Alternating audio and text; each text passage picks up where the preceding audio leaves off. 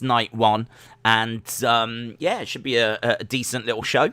We've got the IWGP United States Championship being defended by Jon Moxley. He's going to be defending that against Karl Anderson. We've got the Coffin match. That's going to excite quite a few people. It's been a long time since we've seen a Coffin match. But we've got a Coffin match, and that's Darby Allin taking on Ethan Page. We've got the FTW Championship being defended. That's going to be Brian Cage versus Ricky Starks. We've also got Matt Hardy taking on Christian Cage. Penelope Ford taking on Yuka Sakazaki. And we've got Hangman Page doing a promo. So that's what I've seen that's been announced for tonight. I think it's interesting that it's Fyter Fest. I actually, do you know what? I don't even know where we are, though. I'm not sure where we're coming from. Last week we were in Miami. Let's just have a quick look and see where Fyter Fest is coming from. Fyter Fest Night 1. Blah, blah, blah, blah, blah. This is the cards. Doesn't say, unfortunately, on this website. It was something that I wanted to look for. Everything is bigger in Texas, right? So we're in Texas. Doesn't say where in Texas, though. I thought, man, Texas will undoubtedly... We're in Texas. Texas. Blah, blah, blah, blah, blah. Does anyone know? Does anyone know whereabouts in Texas we are? Either way, we're in Texas, and I've got to say that I am relieved. I wouldn't be as excited if we were in the same place as last week, because I did think that last week was pretty awful. Hang on, I might have found something. We're at the HEB Center in Cedar Park, Texas. Still don't know where that is. Fort Worth. Okay. Well, either way, look, we're in Texas. We're not in Miami. And I would imagine that Texas crowd is going to be red hot. So tonight is the first night of Fyter Fest. And as we said, we've got a few championship matches. We've got a Coffin match. We've got a few big names to look forward to. You never know as well if you're going to see any surprises. There's a few rumors that have been told are doing the rounds today. But we're going to have to wait and see, if obviously they come through. Apparently Tony Khan said that there was a few surprises that he had lined up. And obviously we know that Aleister Black was last week. So don't know if they've got any more lined up after that, but we'll find out tonight. Shame Aleister Black will not be part of Evolution, says Mike. It would be great if the Von Erichs came out tonight. They're signed to, am I right in saying MLW? So unless there's a relationship between AEW and MLW, then I'm not sure we're going to get that, to be honest. There was rumours that WWE were working with MLW, but they seem to go a little bit quiet. So not sure if they're still trying to work on something between NXT and MLW. But either way, I agree. If the Von Erichs came out, that would be nice. It's not something that's going to really resonate with casual fans. But I think if you're a hardcore wrestling fan, likes to keep an eye on all the other promotions out there, and you're aware of the Von Erichs. I would imagine a lot of people know them, the Von Erichs, obviously from back in the day, but there might have to be a little bit of explaining if the Von Erichs do make an appearance, but I must admit I'm not expecting that. I haven't heard anything between MLW and AEW. Austin, shout out to you. Yeah, I don't tend to wear this Warrior one that much. But it is really cool. I really, really like it. For some reason, in my head, I always think it's not going to work with the green screen. And I don't know why, because there's no green on it. So I'm not sure why I think that. But that's why I don't really wear it that much. So hopefully it's coming across all right. The Von Erichs are signed with MLW. They will probably be at Battle Riot in Philadelphia, as Heather. Heather, shout out to you. I think I heard that they're going to make that Battle Riot show free for people to watch, are they? I don't know if it's on YouTube, but I did see something on Twitter where they said they weren't going to look to charge like pay-per-view prices for it. So if you do want to watch some really good wrestling from a solid promotion, then MLW are putting on a special show soon called Battle Riot, and it could be a lot of fun, and might even be free on YouTube. Best thing to do would be to go to MLW's Twitter or their website, and I'm sure they'll have information there. Edward said, Days, I have my laptop and phone and TV all running. My phone is for you, my TV is for FIFA, and my laptop is for AEW. Edward, shout out to you, buddy. Hope you are well. Did you see Buddy Murphy fighting Brian Cage? I did not. What I did see from Buddy Murphy was that he put a little graphic up saying, isn't it like something like the something of August? There was a date that was sometime in August, and obviously that's got a lot of people speculating now. I mean, if he is going to AEW, I'm not sure why you would put that up, because it kind of would ruin the surprise. So I'm not sure. I can't quite figure out why he would do that, to be honest. So I don't know if it is going to be AEW. But obviously a lot of speculation because he put up this date on his social media pages. Which I can't quite remember it off the top of my head, but it was sometime in August. It certainly wasn't tonight. Battle Riot is a pay-per-view, says GDN270. It's ML versions of Royal Rumble, says Heather. Okay. Karuto, shout out to you. Days, do you want to know how much Logan Paul has matured? Not really. Heather says he's doing an indie show against Brian Cage next month. I wonder if that's the date. I wonder if that's the date then that he is. Let's have a look. I'm gonna go to it. There's no point talking about it if we don't show it and talk show it off and talk about it.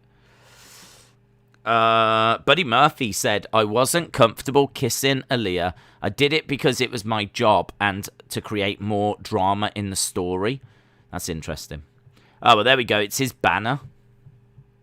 It's actually his banner and his new profile picture as well. So, seems like he really wants you to know this date. But there we go. It's the 31st of August. So, that is his new profile picture. And he's used it as his banner as well. So 31st of August. I'll read what some of the comments say. They say, hope this next move brings you big opportunities. You know what to do, Impact Wrestling. Another AEW signing. For all we know, he might be going back to NXT. Since that is a Tuesday. Oh, that's interesting. Do you know what? I didn't even think to look what day that was. That would make a lot of sense, wouldn't it? Someone there saying that that's a Tuesday, which is really strange.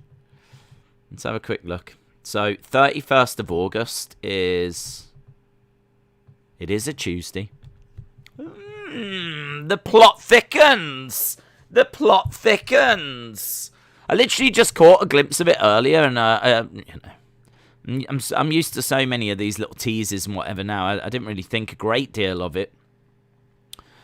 Someone here said, that's my birthday. Maybe that's why he's mentioned it.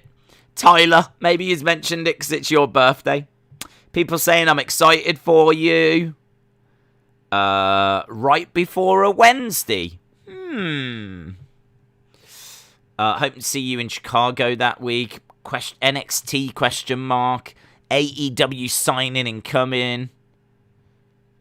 New Japan logo someone's put in. So, yeah, lots of speculation as to where Buddy Murphy's going, but it seems like something is on the horizon for him. Either that or he is genuinely celebrating that man's birthday.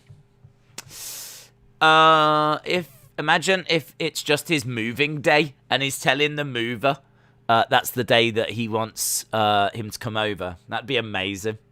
That would be like trolling on the next level. You just constantly change the date of your profile picture, but actually you're just telling different people, like, yeah, if you check out my Twitter, that's the date that I'm free. And, like, you're literally just using it as a way of communicating to, like, random people. That'd be cool. That'd be cool. Edward said, Days, have you heard KSI has a show coming out and Logan versus KSI 3 is happening? No, I hadn't heard. Days, anyone that watches NXT is a muppet, says Johnny. Austin said, I think Murphy is telling us that he's going to come back as Lily. McLean said that would be the ultimate troll. Dave, in real life, shout out to you. Heather said, I'm so stoked for Moxley and Karl Anderson tonight. You never know when someone might show up from New Japan. That's a really good point, actually, that I hadn't considered. That's a really good point. Because this match, you know, I'm imagining that Moxley's going to win, but that doesn't mean that there won't be someone that could make their presence felt. That's a good point. Austin said, I've solved the case. Dave in real life is chanting NXT repeatedly. Jamie says, Days, the pandemic era is over.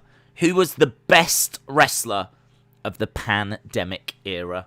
Right, go on then. Let me know in the chat who is the best wrestler of the pandemic era. So between March of 2020 and July of 2021, who was the best wrestler of the pandemic era? That's a question that we can get our teeth into as we build towards this week's AEW.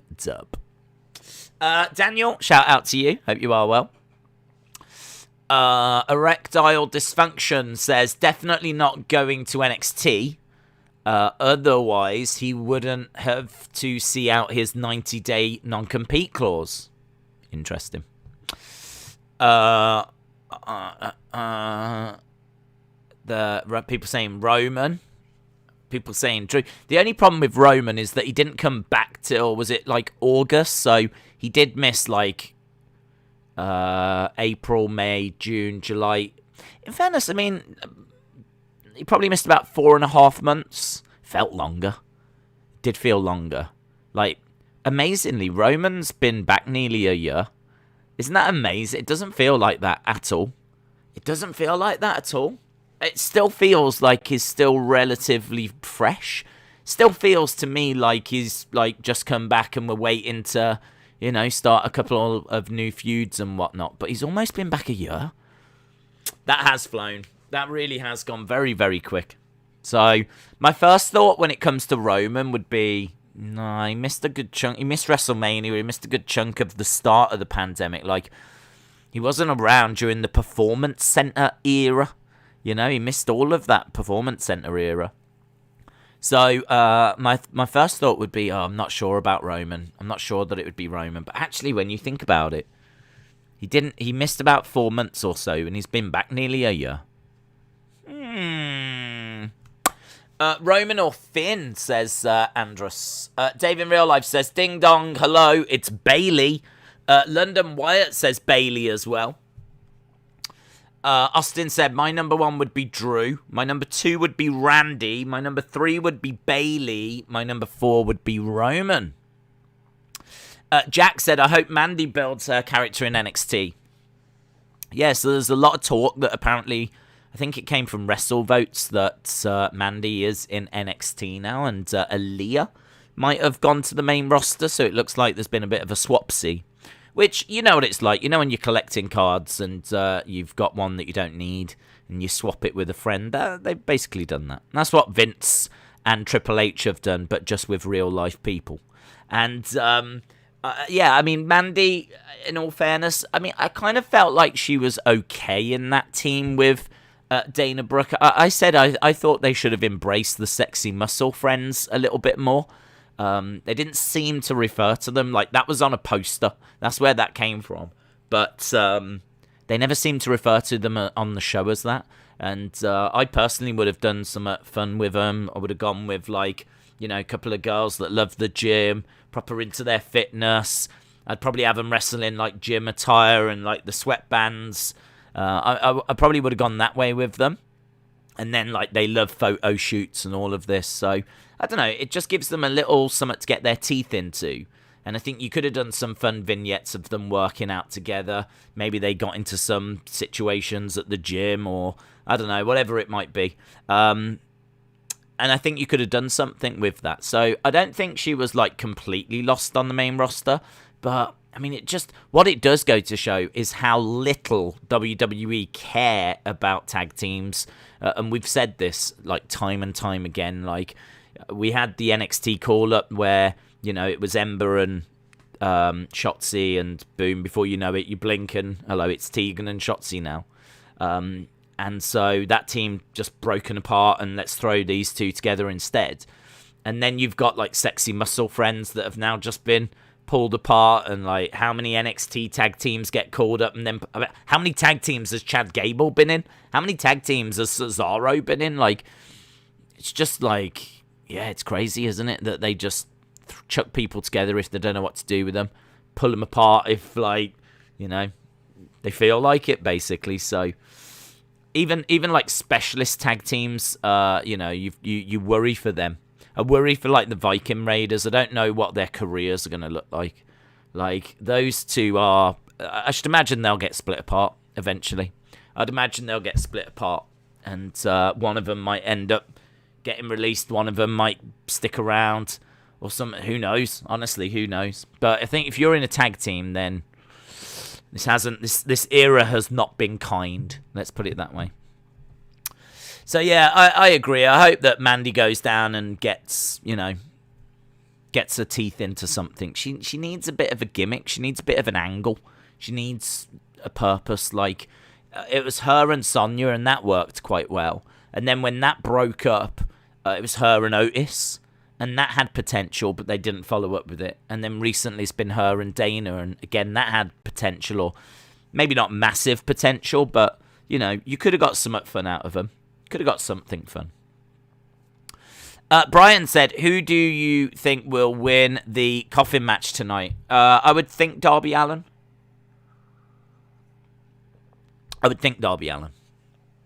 Harley said, Days Fightful has reported that Cena is scheduled for next week's SmackDown.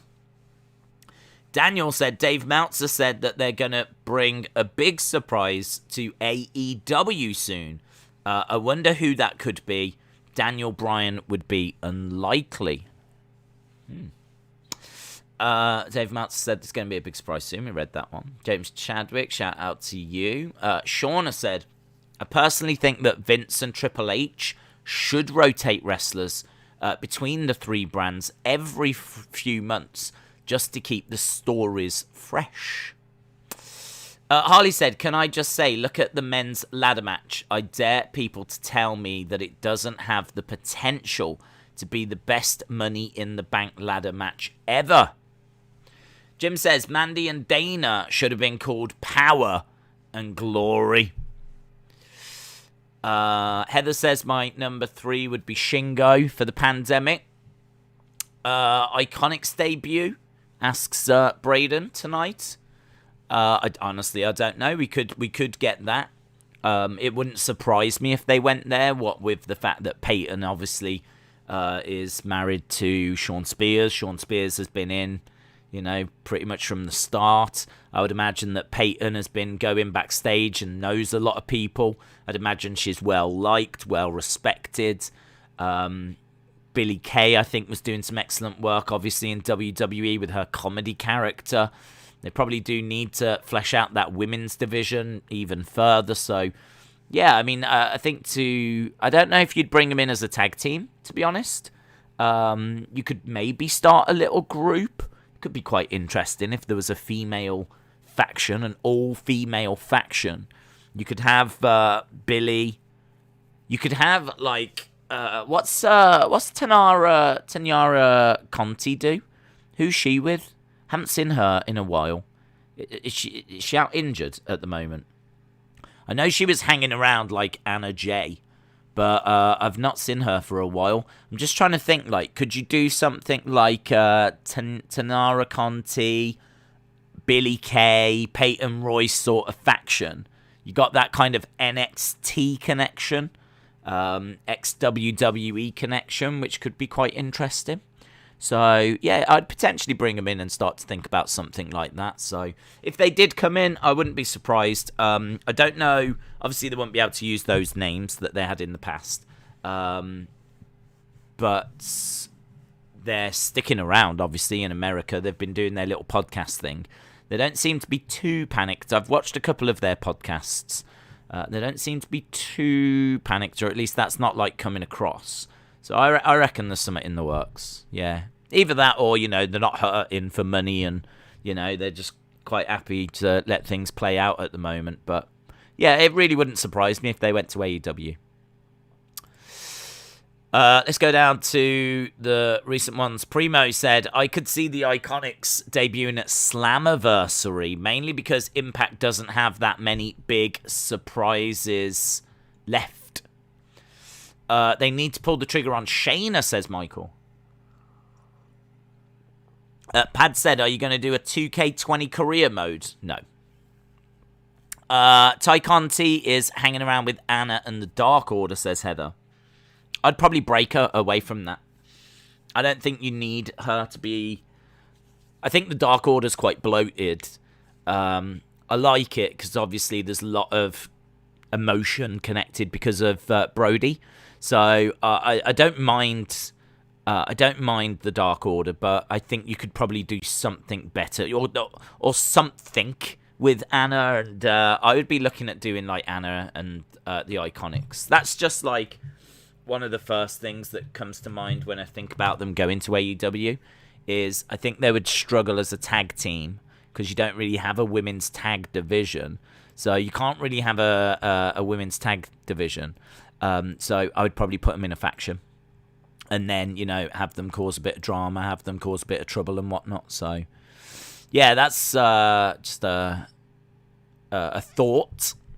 The only tag team to succeed on the main roster has been the Street Profits. I think I would put Roman at number 2 for the pandemic superstar. Randy at 4, says Austin. And you had Drew at 1, didn't you? I remember.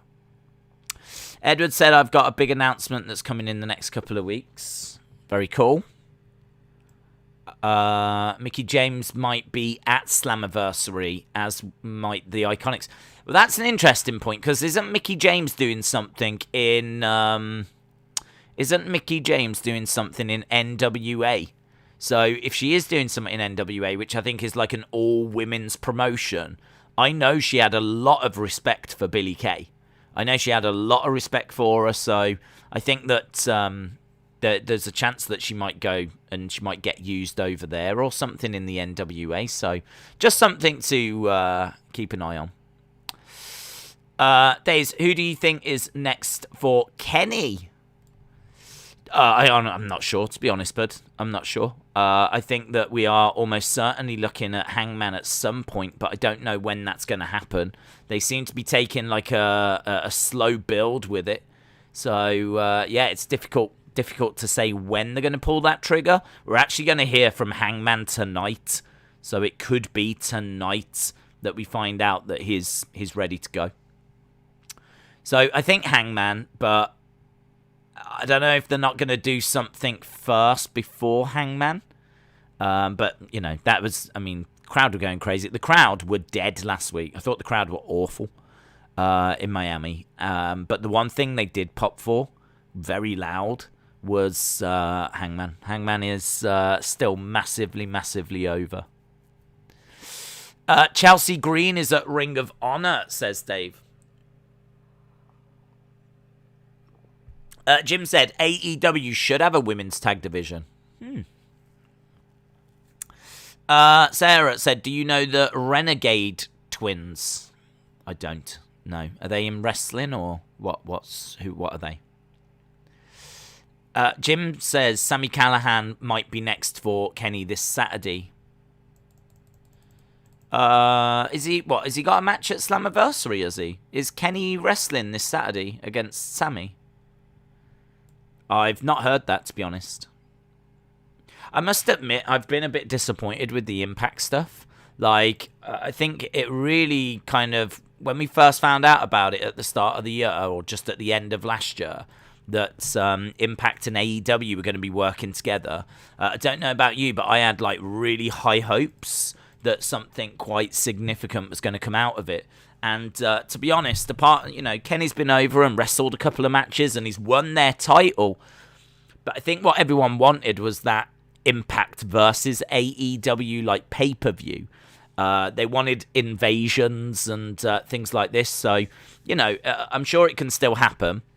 And I'm sure it's even more likely now that fans are back. But so far, we've not had like anything like that. There's just been a couple of stars that have gone to each show. And that's all we've had. So hopefully now that, as we said, we're in front of like a live audience, now we could start to get stuff like that. And that's exactly what people are hoping for. Impact versus AEW, like a pay-per-view. And if they wanted to be really moody, they could put it on the same night as something like SummerSlam. Put it on the same night as like Survivor Series or something. That would be quite moody. That would get a reaction out of Vince. That's where I think Vince would start to care a bit more. Tay Conti was hanging around with Anna Dark Order. Read that one. Impact died when Hogan walked out and Dixie clinged onto his leg, says Jack. Jacko said, "Hi there.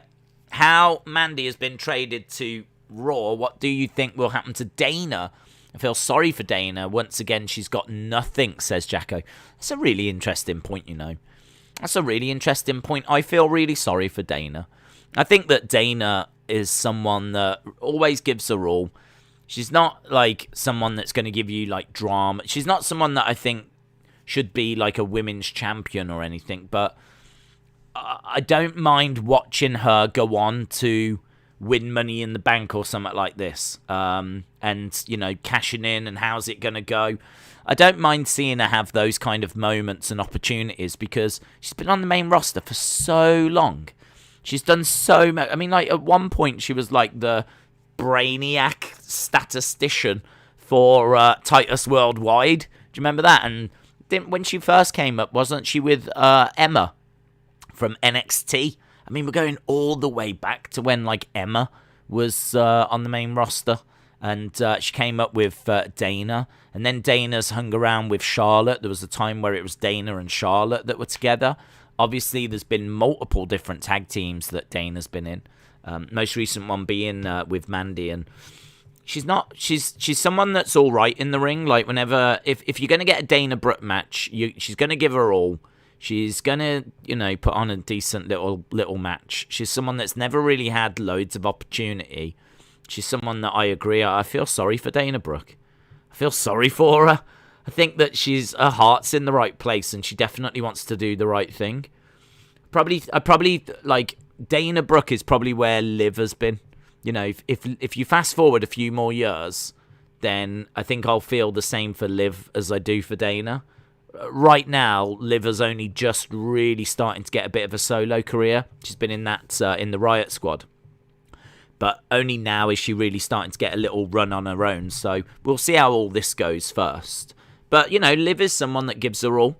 Always tries her best and whatever. So I'm waiting to see what Liv can do, right? They're giving her a little bit of a push.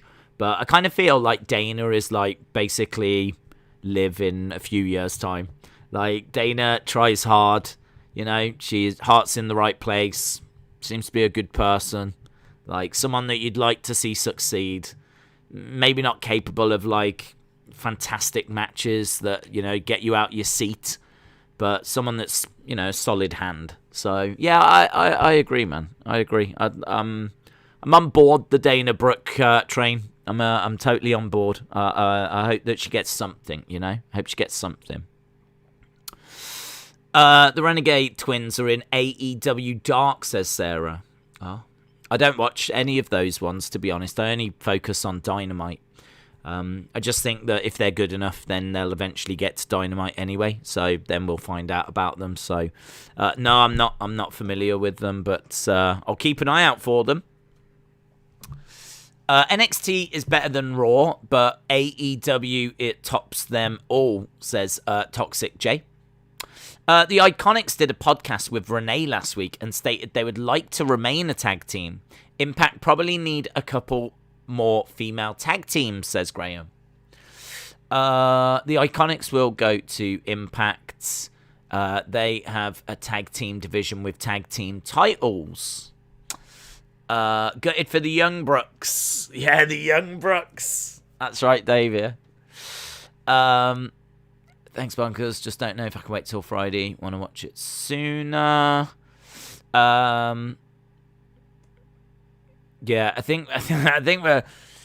It's one of those arguments, isn't it? Who's better? AEW, NXT, blah, blah, blah, blah. I think the truth is that sometimes AEW's better, sometimes NXT's better. I think that is the truth. Like, I've seen some really bad NXT shows, and NXT has done stuff that's made me not want to watch it anymore. But equally, so has AEW. So I think both shows are capable of brilliance and of real magic moments. And I think both shows are capable of truly awfulness. Just like every wrestling show, really, to be honest. So, I don't know. I think trying to compare them is a little bit... I understand it, because people are going to be passionate for AEW and people are going to be passionate for NXT. It's going to be fruitless, though, at the end of the day, isn't it? You're not going to change anyone's mind by banging the drum for one brand or the other. Because I think for those of us that are in the middle, and I count myself in that, I think both shows have got strengths, both shows have got weaknesses. Vape Ross Vape said, Punk, Daniel, or Brock will be at Grand Slam. What's Grand Slam? Do you mean SummerSlam? I'm guessing you mean SummerSlam, and it's just like a typo thing, autocorrect. Ring of Honor is replaying Quinn McKay's debut match against Angelina Love on their YouTube channel. I want to watch that, actually. I saw the build towards that. I don't really watch Ring of Honor. I watched their Pure tournament. I thought it was very good. But I haven't really been watching it week by week. But, you know, when you talk about wrestling and you keep an eye on what's happening out there, you obviously keep an eye on stuff. So I was aware of her, because Quinn McKay is like the announcer, but she does training and she has wrestled. And she finally stepped into the ring. And I'd like to see that match, actually. I'd like to see how they put it together and how she performed. So that's something I'll check out. Hopefully it's like saved on their channel, and I'll definitely go and check it out after this. Erectile Dysfunction said Impact versus AEW would have been cool, but I'm sure Tony Khan would much rather hold off for AEW versus New Japan. Hasib said, did you hear on Friday we get Edge, Ray, Dominic versus Usos and Roman? I did. And isn't Friday as well the I Quit match for Bianca and... Well, it's not Bianca and... What's happening with that now? Bianca, is it... It's not a quit. Is it still an I Quit? It's Carmella, but I'm just trying to work out if it's an I Quit match still. I'm guessing not. But I can't remember if we got any clarity on that or not. It might just be a normal match, mightn't it? But it got moved off the card, didn't it? It got moved forward to Friday, and it's Bianca versus Carmella, but I'm not sure if it's still the I Quit match or not. Pad7671 said, Dark Order versus Inner Circle. Loser has to break up forever. It's not an I Quit. It's just a regular match. Right. Okay. Thank you. James Chadwick said, New Japan Wrestle Grand Slam is from the Tokyo Dome. Hadn't heard about that. Hadn't heard about Grand Slam. I'm a little bit out of the loop when it comes to New Japan stuff. So that's interesting. Days, have you stepped up fantasy? No, I replied to your DM, bud. The only AEW versus Impact match that I would be interested in is Butcher, Blade, and Bunny versus Decay.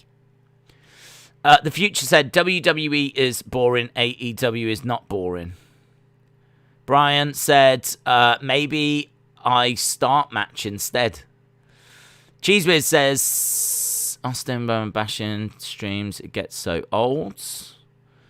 Okay, yeah. Well, it's never going to stop, is it?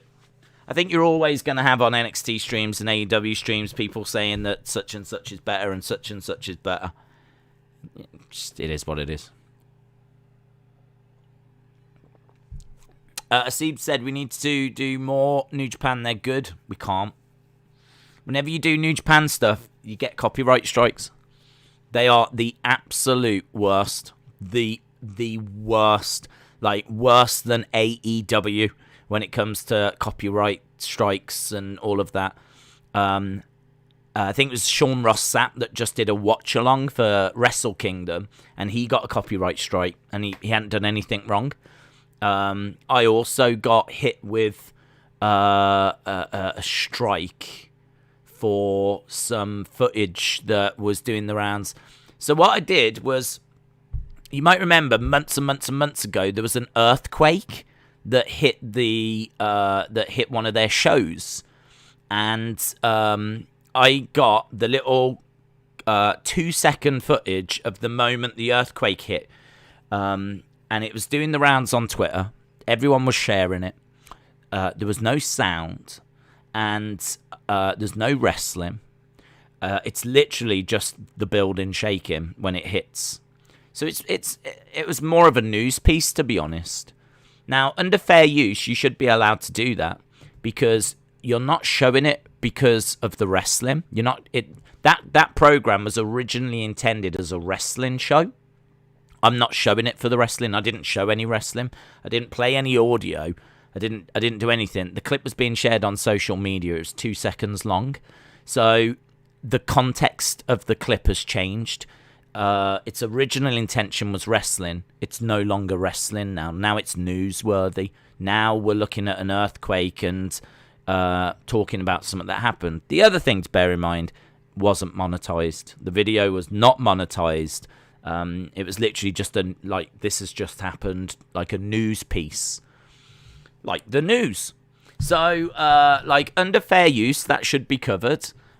Fair use, you are allowed to use footage, copyrighted footage, as long as you change the purpose of that footage. So as I said, its original intention was a wrestling broadcast. So if I just show it, and let you watch the wrestling, I haven't changed anything, and so as a result, I'm not covered.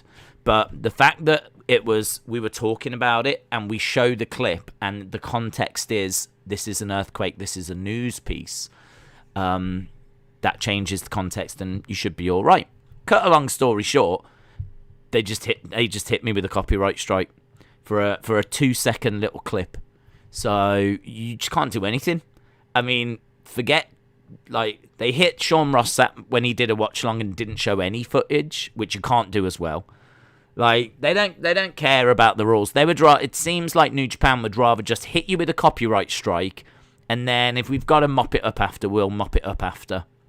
But chances are they won't have to do anything, right? Because they're over in Japan. You send them an email, they don't get back in touch with you. There's nothing much you can do. The only thing you could do really is to get in touch with your lawyer and start proper legal proceedings and all this. So it's like this is the world now with YouTube. You've got to be so careful, so careful. So we just can't do it. We can't run the risk. Just cannot run the risk. So that's why we don't tend to talk about or touch New Japan stuff. They just don't want anyone doing it, to be honest. They just shoot it all down as and when they can. I mean, they can't stop you talking about it. I mean, what they can do is hit you with a copyright strike and then you just challenge it. But, if they stand by their guns, then you've got to start going to lawyers and all of this. And who wants that, hey? Who wants to go down them roads? So, yeah, hands are tied, unfortunately. I don't know why NXT took Mandy instead of Dana, because in the kindest way, I think Dana has better skills. Perhaps Mandy has better mic skills. I don't understand. I mean, unfortunately, I think looks will come into it, and I'm not saying that Mandy Rose is more attractive than Dana, but it could be that they feel that Mandy connects with part of the audience that's maybe missing. Perhaps they're looking at... They'll sit down with a demographic sheet, right? And it'll say, right, you had X amount of viewers, and the age of those viewers, 10% was this bit how old, 20% was that old, 30% was that old, blah, blah, blah, blah, blah. Now, the 18 to 40 demographic is the most important demographic, because 18 to 40, that those people have got disposable income. At that age, they haven't got a family. You know, once you get into your 40s, you might have a family. You probably won't be spending money as freely as when you was 18 to 40. If you're younger than that, you're not got a job. So, that doesn't really work out. So advertisers want the 18 to 40 demographic. And you can call me cynical, but I do wonder if Mandy Rose has gone there because she's an attractive woman, right? Everyone knows that that's an easy way to grab men's attention. And I do just wonder if maybe they've looked to bring her in to try and just see if there's a way they can boost that 18 to 14 male demographic. I do just wonder if it's that. I mean, there's a reason as to why the women's wrestlers wear quite skimpy outfits. If you think they could wear anything, do you know what I mean? They could pretty much wear anything. But a lot of them tend to show off, like, quite a bit. And, I think a lot of it keeps coming back to that 18 to 40 demo. And I do just wonder if maybe she's gone down there for that reason. Perhaps the data they've got suggests that she's very successful in that market. And who knows? I mean, I don't think she's any worse than, like, anyone else on the roster. I don't feel like she's been sent back because she needs extra training. So I don't think it's anything like that. I think, you could easily look at quite a few women on that main roster and say, she's easily as good as them. She might not be, like, Mandy Rose might not be up there with the likes of a Sasha and a Bayley and whatever, but she's not someone that's botching all the time or causing massive problems. Do you know what I mean? They had Alicia Fox around for how long? So I do look at it and think, I think they've sent her down maybe to boost the demo, and they can't afford to lose any women from the roster. So I wonder if they've just swapped. And it's as simple as that. One woman goes up, Mandy Rose comes down, might just help support that demo a little bit more. Who knows? I could be miles off on that, by the way. I could be miles off, but that's just my kind of first impression. It's just my first impression. Because, as I said, I don't think she needs to go down because she's a particularly bad wrestler. She's no worse than Dana Brooke, who's stayed on the main roster. So, Nia Jax needs to go back to the PC, says McLean. Austin said, how do you think the crowd will react to Corbin since they're pushing a face turn? Will the crowd cheer or boo? I think the crowd will be a bit neutral. I think that it's potentially going to work, though. I can only judge it on how I feel about Corbin, and I've never liked him. I've never rated him. He's never been someone that I've been excited for his segments. If it's a Corbin segment, my brain automatically switches off. I don't find him entertaining. I don't find him funny. I don't find his promos interesting. I don't find his gimmick interesting. I think the King thing was all right for about a week and now outstayed its welcome by about 2 years. I think that even the Lone Wolf beforehand, it wasn't quite working. Like, do you remember when he had, like, the hair, the longer hair? I think once they shaved that off, I think at his best was when he was the commissioner and he had the ability, then the power to actually cause some problems. Then he became a bit more interesting. So I actually think when he was commissioner, that might have been the most I was engaged with him. That might have been the most that I was on board with Corbin. But since the King stuff and everything, it just hasn't done it. I just don't care about him. He's just, I don't even rate him really as a heel. I think he's a heel.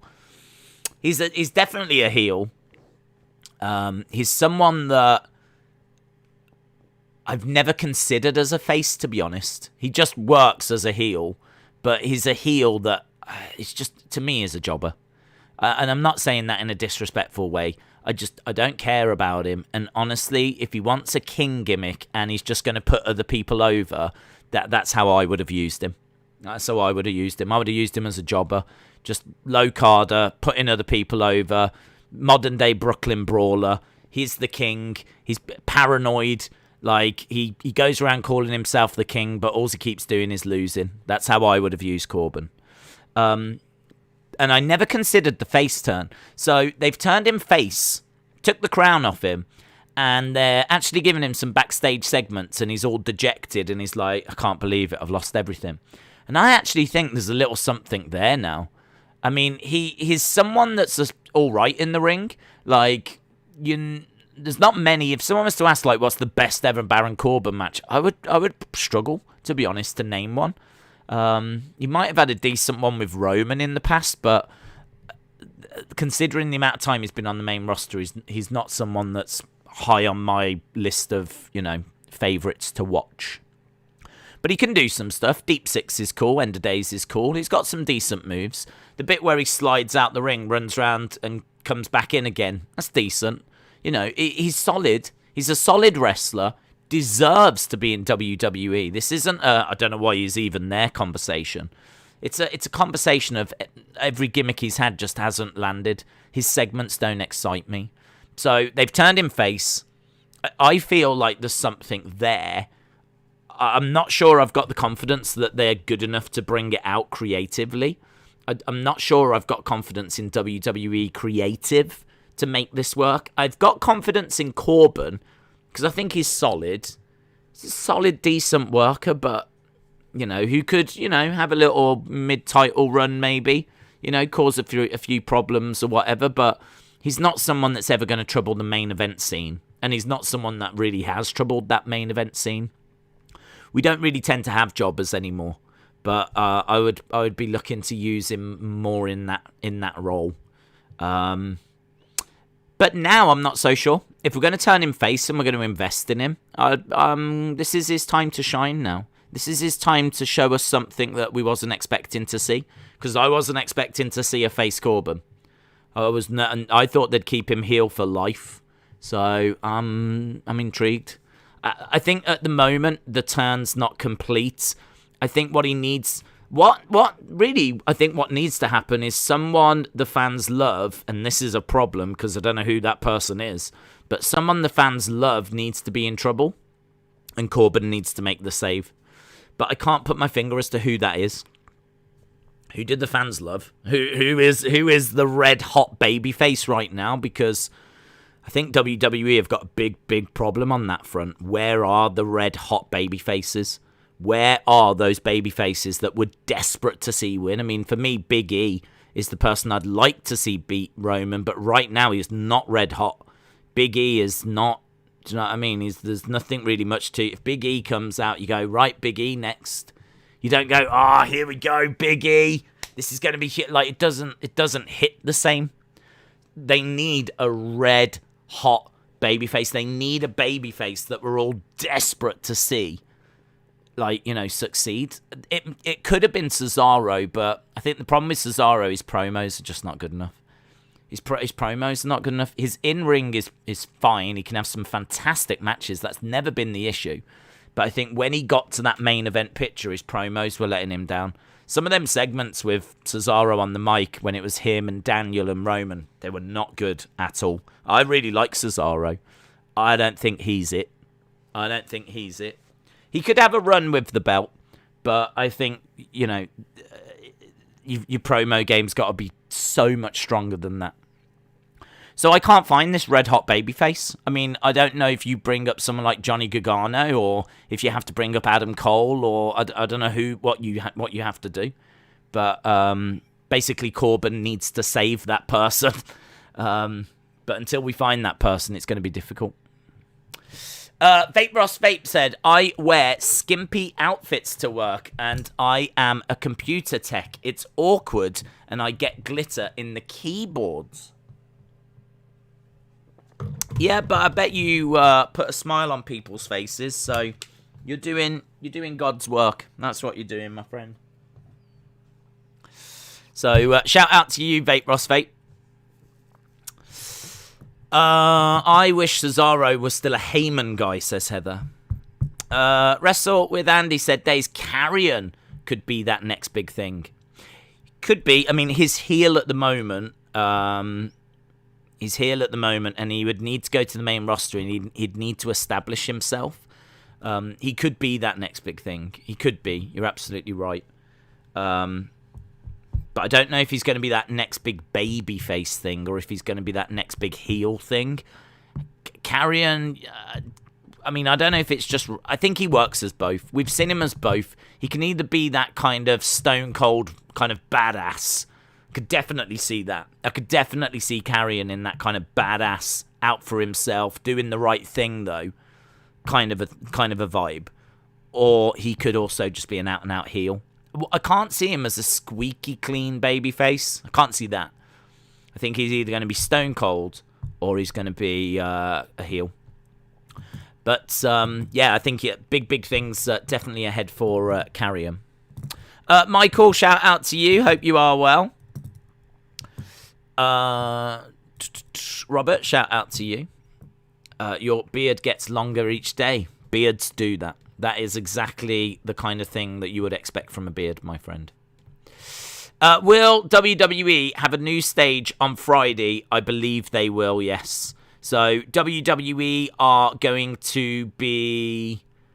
Oh, yeah. This has completely passed me by the way. This Kenny and Sami Callihan thing.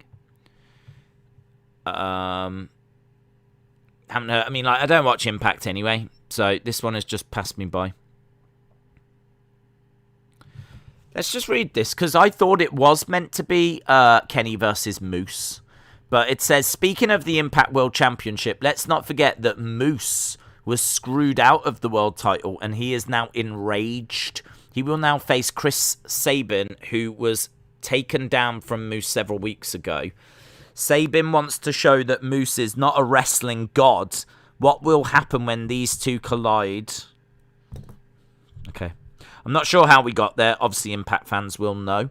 But, yeah, it's not going to be Kenny and Moose. It's going to be Kenny and Sami Callihan now. And that is this weekend, Slammiversary, which is kind of like their WrestleMania, isn't it? It's a big show for them. Right, I want to go to AEW. Boom. I have no idea what we were just talking about. I was like properly distracted. I just want to find AEW Dynamite for tonight. Get that set up because we are literally 6 minutes away. There it is. Boom.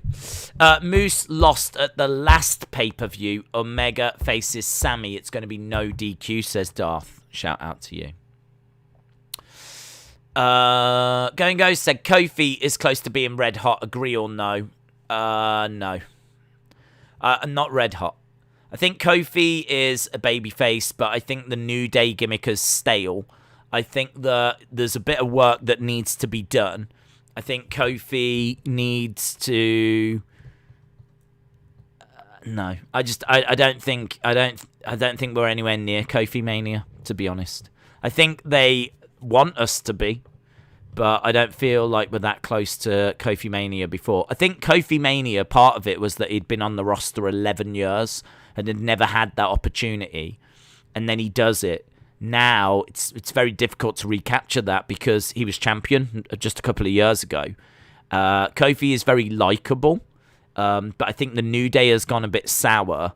Not sour, but it's run its course, and it's gone stale. is the word I'm looking for. It's gone a little bit stale. So I think that they need to refresh the New Day. I think that you could get Kofi to a nice place, but it's going to take a little bit of work. To be honest, right now, I'm on board with the Bobby story. I'm more going into this match at the weekend. I'm more interested by Bobby than I am Kofi. I think Bobby, with the way that Raw ended, when he trashed that VIP thing and said, "I've had enough of this. I don't need all these girls. I don't even want all these girls. Like, you're making me soft. It's time to go back and be a killer again." Like, I like that. I'm more interested in Bobby's story arc than I am in Kofi's. Kofi feels a bit like an afterthought, to be honest. I think I'm fully expecting Bobby to win this weekend. And I think this story that he's going through now is just to re-establish Bobby as a problem, as a killer. So I'm not a fan of, like, you know, fighting the week of a pay-per-view, but his loss to Xavier, at least, you know, resulted in him freaking out and re-establishing himself as a killer. So I think right now the focus isn't on Kofi enough for him to be red hot. Adam Keeling, shout out to you. Appreciate the support, bud. We are 3 minutes away. JXKE, which I'm guessing is Jake, says, Days, I'm waiting on an All Elite Manager game to be released. It comes out today, but I don't know what time they're going to drop it in the UK. I didn't know it came out today. They've been talking about it for a long time, so that'll be good. I hope there's no in-app purchases. To be honest, I would much rather just buy the game for like $4.99 or whatever, and then not have to mess around with in-app purchases, which, you know, so annoying, those kind of in-app purchases, because a lot of the games you can't really play until you purchase, like, you know, new levels or boosters or whatever it might be. So hopefully it doesn't go that way, but I bet it does. Not blaming them. It's just mobile gaming, isn't it? It's the mobile gaming world. Jensen says, Mandy as a golden girl and Dana as like a muscle athletic gimmick, but they never hit me as a good team. I honestly preferred Sonya and Mandy. Yeah, I mean, I think that they could have worked if they'd have just invested in them. I don't think they invested in them. I mean, they didn't have a team name. We call them the Sexy Muscle Friends because it was on a poster. Like, that was it. You know, we kind of, you look at the fact that they're both enjoy going to the gym and everything, you can kind of create some stuff in your own mind. But you're absolutely right. And if WWE aren't going to do it, it's never gonna hit the same. It's never gonna work. So I think they could have done a lot with them, to be honest. I think it could have worked. I think you could have got some, by worked, I mean, you could have made them, you know, a decent little team that would give you solid segments. To be honest, whenever they came out, it was always like...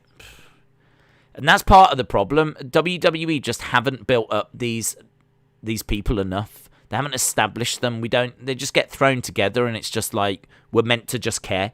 We're meant to just care about them. But they don't give us any reason to care about them. And that WWE has lost that art of building stars, to be honest.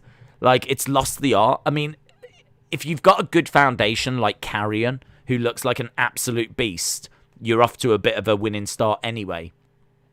But the problem will be if his creative is just trash. I mean, look at Seth.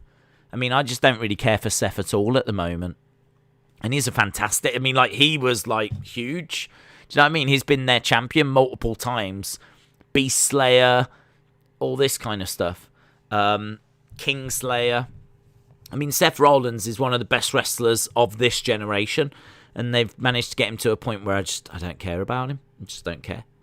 So I kind of think that, you know, even Carrion runs the risk of, you know, having to deal with the awful creative that everyone's had to deal with. So, yeah, Heather said it the other day, and I couldn't agree more. I don't really care for the surprises. I don't really care for people returning. It's going to be nice, right? But if the stories aren't going to be creative enough, If they're not going to work out the problems, the actual problems, it's not going to make any difference to anything. The shows will still struggle. Right. Fyter Fest has started. This is a much, much, much better crowd. This crowd is loud, man. Much better. Right, looks like we're starting with the IWGP. Look at that crowd of people that are in the entranceway. Oh, this is brilliant. This is a big arena. Look at this. An arena full of people. Moxley pushing people out the way, trying to climb up the steps. Looking out at the crowd. Holds up that IWGP United States Championship. Man, the energy. The energy. So much better than last week. So much better. I mean, look, if you were someone that was trying to defend last week, just go back and rewatch it and compare it to this. I can understand AEW fans wanting to, you know, stand up for the show, but when we say so much trash, we say it for a reason. Last week was trash with the crowd. This is red hot. Look at this. Absolutely brilliant. John Moxley getting in the face of the fans and the fans responding. It's a nice, big arena. You can see that it's full as well. So it's not as if they're all just round the one side. The camera, like you've seen, there might be some empty seats up at the top or whatever, but by and large, this is a full, loud, passionate arena. We got Karl Anderson making his way down. Obviously, Luke Gallows with him. And he's got his Machine Gun Anderson t-shirt on. Their shirts black with white text, obviously very reminiscent of Bullet Club.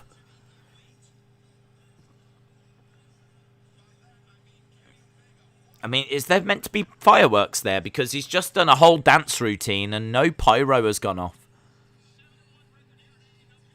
I kind of feel like fireworks or pyro is meant to hit. He's just done this.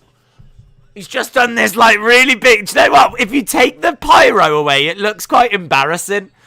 If you take, like, pyro and fireworks away, if someone stands on the entrance stage and goes, all of this, and then nothing happens, it's kind of like, oh, that's a little, I'm pretty sure either he was hoping people were going to rate his performance out of 6 and hold up cards, or he was hoping for pyro and fireworks. Either way, for a split second, he looked like about a 7-year-old girl in a bedroom.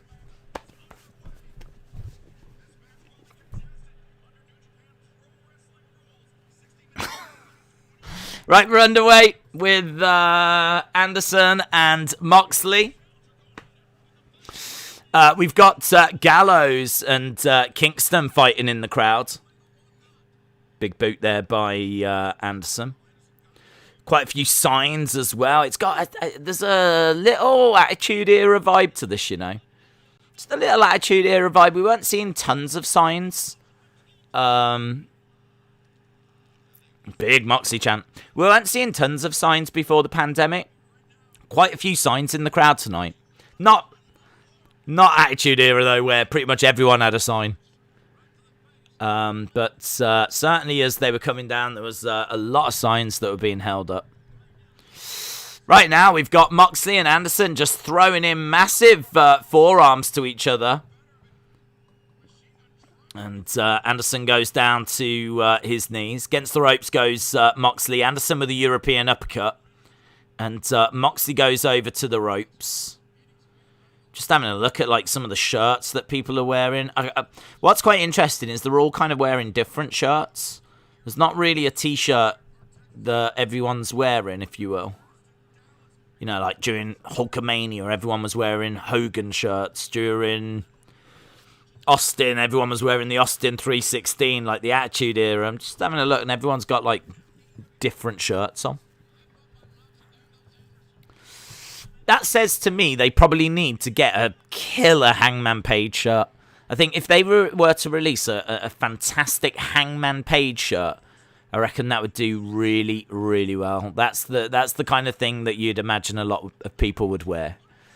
If I was going to AEW, I'd probably look for Serena Deeb or, like, you know, a good Hangman Page shirt.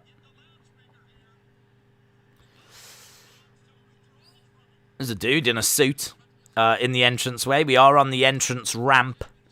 So we've got the 2 tunnels and we've got the ramp.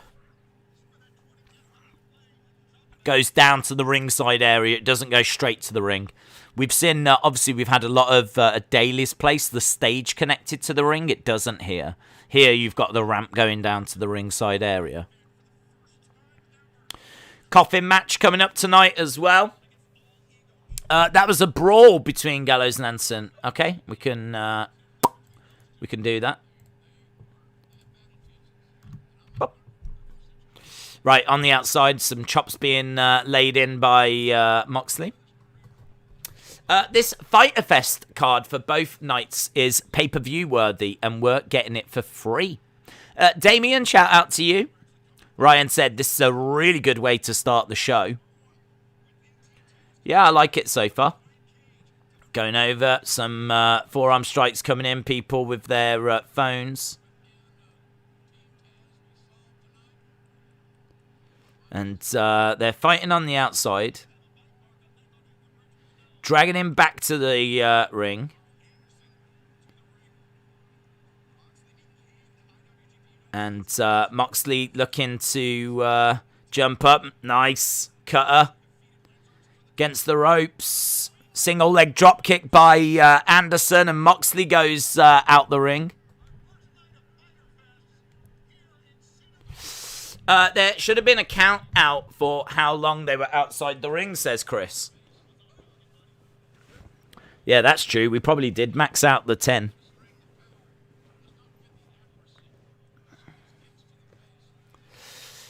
Crowd are red hot as they came out, and now the crowd have, like, really settled down. It kind of feels like this match already has gone into a little lull. That's it. Look, the crowd have gone a little bit quiet now. These two probably need to do something just to get the crowd back. The crowd are still on their feet. Yeah, Anderson's just having a little listen. FTW Championship match will be next with Starks and Cage. Strikes the midsection. Against the rope goes Moxley. Spinebuster by Anderson. 1, 2. Shoulder up. Shoulder up. Just a 2 count.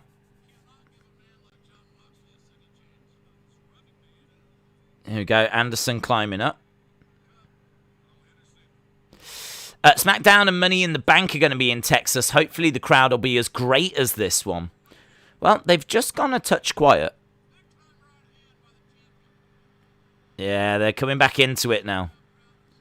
It's because Moxley... I thought he was, like, hitting the back, but what he was actually doing, he was hitting the back, but with his fingernails, and then clawing up like that. Nice superplex by Moxley. If Roman loses the title to Cena, there would be massive CM Punk chants, says McLean. So just looking at a replay, a big superplex there by Moxley. I do think that Texas applauding. They're still here. They're still with us. Nice German. Single leg drop kick by Karl Anderson. Big clothesline by Moxley. Moxley with Anderson. On his feet. Against the ropes goes Anderson. Oh, double clothesline. Both guys go down. There's a dude in the front row. You can see him with a like a plastic cup in his hand. He's not sitting down. I do feel a little bit sorry for the people behind. Has he sat down now? Yeah, he's sat down now. He literally just sat down. Everyone's seated. There's a few small sections of fans that are standing, but certainly by the shots, it looks like this is a pretty full crowd. Doesn't look like this arena is as big as the ones that like WWE operate in, but to be honest, it's better. It's better if it's a smaller arena, but it's full. The noise is going to come across better. Moxley trying to do a pile driver. Anderson denying it. A few knee strikes coming into the head. That dude's back on his feet again. Now he's sitting back down again. Oh man, if I was behind him, I'd be like, oh my god, you sit down. Kick out by Moxley. Those fans are the worst, says Lister Jericho. Mox can be a technical wrestler if he wants, says Mike. Oof. 1, 2, shoulder up. Shoulder up by Moxley. Moxley needs to fight Kenny for the championship, says Brian. Right, we've got Anderson back on his feet. Moxley up on his shoulders. Moxley come back down, kick to the midsection, looking for dirty deeds. No. Duck underneath. Forearm strike. Oh! Cutter. By Karl Anderson. But when I go to WWE, you're not allowed to stand up, but you are allowed to stand up in AEW. That's interesting. To be honest, I don't know if that's a WWE thing. It might be like an arena thing. Like the stewards might tell you to sit down. But that could just be the arena stewards. I don't know that that's a WWE AEW thing. Ooh, planted by Anderson. 1, 2, shoulder up by Moxley. Shoulder up by Moxley. Anderson going over to the corner. Moxley back up on his feet. Is a little bit wobbly. Yeah, I'm glad he caught him. I'm glad he caught him because that looked a bit silly. Moxley getting onto his feet like stumbling around. You looked at it and went, that's awful selling. So I'm glad that he was just pretending. I'm glad that he was faking, kayfabe-wise. He catches Anderson, plants him, and gets the victory. So Moxley wins. That was all right. Yeah,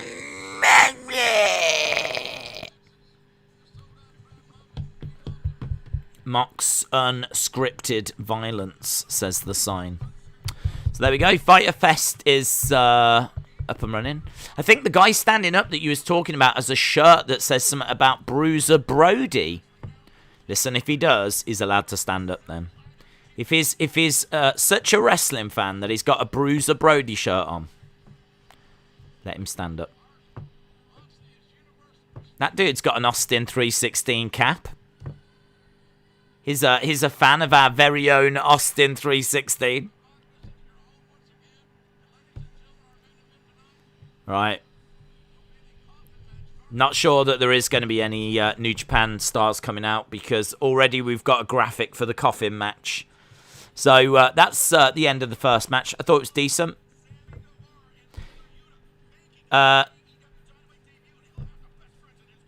Sammy Guevara and Wheeler Yuta. Matt Hardy and Christian Cage tonight as well. Mox wins, but Kyle the Machine Gun Anderson can hold his own in singles matches any day. Brian said Goldberg should return. Well, tonight we're going to hear from Hangman Page. Hangman Page promo tonight. Days, how did I get on in the prediction game? I know I didn't go through. You'd have to have a look at that, but I don't have it. I don't know off the top of my head. Right, we've got Lance Archer and Jake the Snake.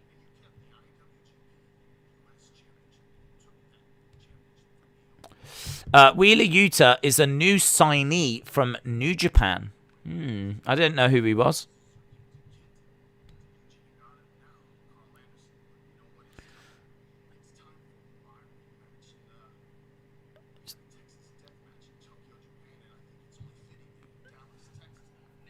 Next week.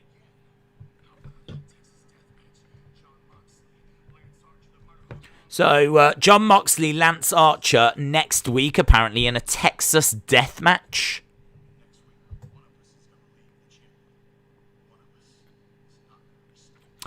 Dazzle by Nature says, Yo Days, how are you doing? It's good to see fans back at a wrestling show. Did you see Brock Lesnar's new look? I did, yes, I did. And I completely agree. It is great to see fans back. Right, Brian Cage, Ricky Starks. So 17 minutes in. 17 minutes in, I think the show has got a good energy to it. I think when we first went to it, it's one of the best openings because you look around the crowd, it's so full and vocal and they're all really like up for it. Came across fantastic. And then Moxley made his way out, crowd losing their mind. Moxley pushing people out the way so he could get up into the stands and hold that IWGP United States belt up. Looked great. The match, I think, was all right. Perfectly fine as an opener. Haven't really got any issues with it. I think the crowd just stepped out of the match for a moment at times. Just a couple of moments where they were quite quiet, and you got to expect that. I don't know what they've watched before. I don't know that this is like the first thing they're seeing. They might have just sat through like AEW Dark or something, but either way, so much better than last week already. So I think the crowd are good. I think the arena looks good. I think the opening match was fine. And yeah, I think we're on for a decent night tonight by the looks of it. Obviously, you know, we're already 20 minutes into this 2-hour show, but yeah, it's going all right so far. It's going all right so far, and I agree, it should be a decent night. We've definitely got some big segments coming up, and that Hangman Page segment in particular could be massive, because he seems to be like the biggest thing in AEW, and certainly got one of the biggest reactions last week. So as we're building towards him versus Kenny, people are getting more and more excited, so I'm personally looking forward to that. I don't know what women's matches we've got tonight, apart from that Penelope Ford one. Penelope Ford versus Yuka. I would say that women's matches are missing by the looks of it. So I'd like to see another women's match. I can't say I'm that bothered by Penelope Ford versus Yuka, but yeah, we'll see what else they do. Did you think Winter was a good crowd? Can't remember, bud. That was a while ago. That was when Sting debuted, wasn't it? I honestly can't remember what that crowd was like now. Do you think Malak? I still struggle with saying this name. Malak? Is it Malachi? I read it as Malaki, but I think it's Malachi, isn't it? Malachi Black will make an appearance. I would think so. I would think so. What is this stream about? What is this stream about? This stream is about AEW, so if you are watching it and you want to share your thoughts on the show as the show is happening, then that is what we are here for. Austin said they should have Britt Baker on tonight. Yeah, I'd take a Britt Baker match. Obviously, I'd take a Serena Deeb match. I would take a Thunder Rosa match. I'd be even down for seeing Jade Cargill, to be honest. As long as she had a decent opponent and it was a good competitive match, I'd be down for that. But yeah, just the one women's match, I'd like to see more than that. Yes, I think it is, says Adam. AEW only put one women's match, one a show as a rule unless it's YouTube, says Dave. Right, we're going back. We're in Austin, Texas. That's where we are. We're in Austin, Texas. Right, we're just hearing from Andrade. Obviously, Andrade's been talking about a big surprise, and we thought it might be Zelina, but it's obviously not.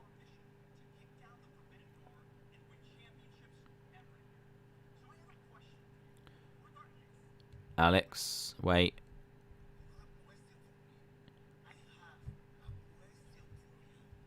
I have a question for you.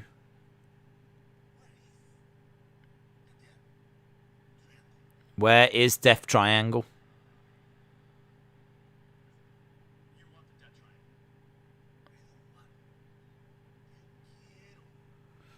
I don't want. I just want you to give them a message. Andrade versus Pac would be awesome. Definitely here for that match.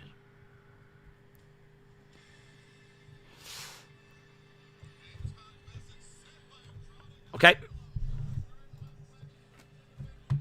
Ricky Starks is making his way out. Good reaction for Ricky Starks. So this is quite an interesting one because these are all both on Team Taz. So this is kind of like a clear the air match, or at least it's meant to be. We'll see how it goes. There's Powerhouse Hobbs and Hook. That was a good opening match, said Legend Killer. Okay, so Starks has made his way down. I like his wrestling attire. It's kind of like leopard print, and it's got a like gold chain. Is it on the side? Looks cool. Right, here's Brian Cage. Good reaction for Brian Cage. Brian Cage getting pyro. Look.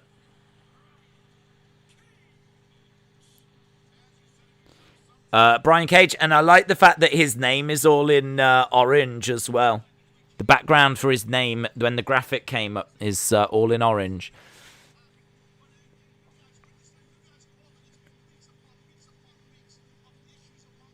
So Taz says there's been weeks upon weeks upon weeks of issues. We need to get this sorted. So the FTW World Championship. Starks gets run over by Cage, in my opinion, says Ryan.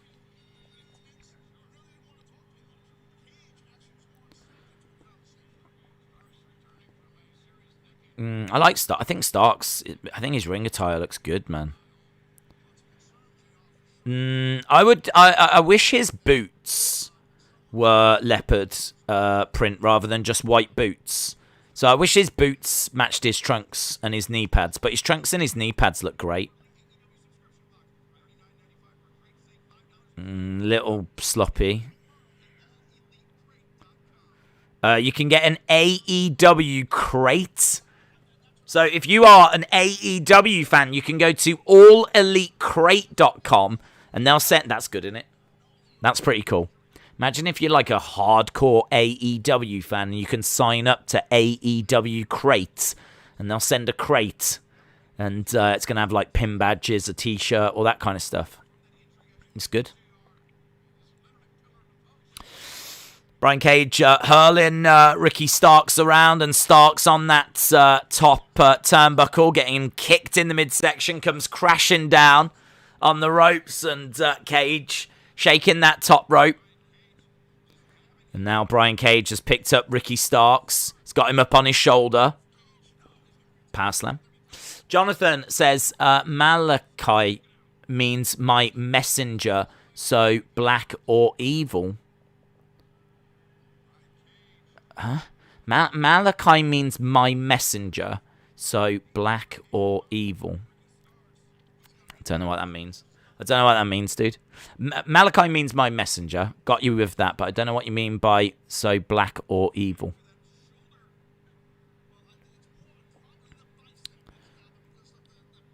Right, kick to the arm. Down across the rope. Starks jumping up and jumping into the ring. Brian Cage down on his knees. Drop kick, and Brian Cage goes down. L. Hicks said, I'm definitely signing up for that crate tomorrow. I'm hardcore AEW, but I'm broke, says Heather. Wow. You're a fake fan. You're a fake fan. If you don't sign up for the crate, you're a fake fan. Pulling back on the arm by Brian Cage. Cage botched, runs into the turnbuckle with no speed, says Ryan. Can you run through the cards? Yeah, I mean, I don't know the full cards. Well, I know a lot of it. Hangman Page promo. Penelope Ford versus Yuka. Matt Hardy versus Christian Cage. I can't remember the name of that other guy. There's some newcomer that's going to be fighting. From New Japan, but I forget his name. Matt Hardy, Christian Cage, Darby Allin versus Ethan Page in a coffin match. We've got that as well. This is our second match of the evening. We're almost half an hour into the show. But, yeah, I mean, it's a pretty solid card for, and, well, I would say a normal Wednesday. It is Fyter Fest, but in my mind, it's just a normal Wednesday. I think the problem is they do these specials so often that they don't feel special anymore. Like last week, it was... Do you remember last week was Road Rager? Now this week, it's Fyter Fest Night 1. Next week's Fyter Fest Night 2. Like, when are we going to get back to a normal Dynamite? So, and even when you get a normal Dynamite, you get, like, championship matches and everything. So, I don't know. To me, this is Dynamite. It's Dynamite that's been called Fyter Fest just to jazz it up. Dazzle by Nature said, just a different topic, but did you see FIFA 22 video game? You can now create a club. Wow, that's cool. I could see your team being Days United. That's cool. You can create a club, and sign your own players and everything. That's cool. Crossbody by Starks. Knowing EA, you can create a club, but you're going to have to buy packs to get the players. Brian Cage is doing a bicep curl with Ricky Starks. There's a... Oof. 1, 2, shoulder up. There's a guy in the front row that's got a cowboy shiz Hangman Page shirt on.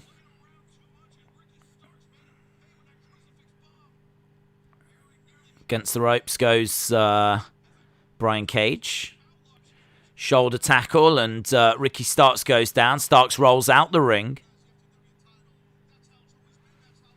Brian Cage stepping to the outside. Starks grabbing the belt. Kick to the midsection. And face first onto the edge of the ring. It's in the career mode, says Adam. Okay.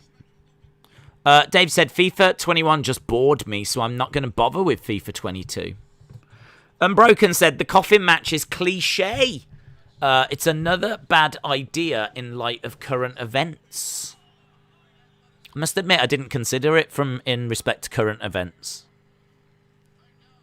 I don't know. I think the fact I didn't think about it that way, I don't know. I don't know if it's tasteless. I don't know if it's like a... I don't know. I didn't think about it in that regard. Is it like crowds had just come back and we're having a coffin match? I suppose in a way it's not. I haven't seen anyone say that, though, in all fairness. Here's Ricky Stark running over, gets put to the outside. Christian Cage versus Kenny Omega for the title is the fight to make. Uppercut by Brian Cage. Coffin match. They're fighting in a coffin. No, loser will be put into a coffin. Which I suppose, thinking about it, yeah, it's maybe not the right time for it. Of all the times to do it, maybe this wasn't the right time. But I've not heard anyone complain about it. A few people were saying it on Twitter about the Coffin match. Oh.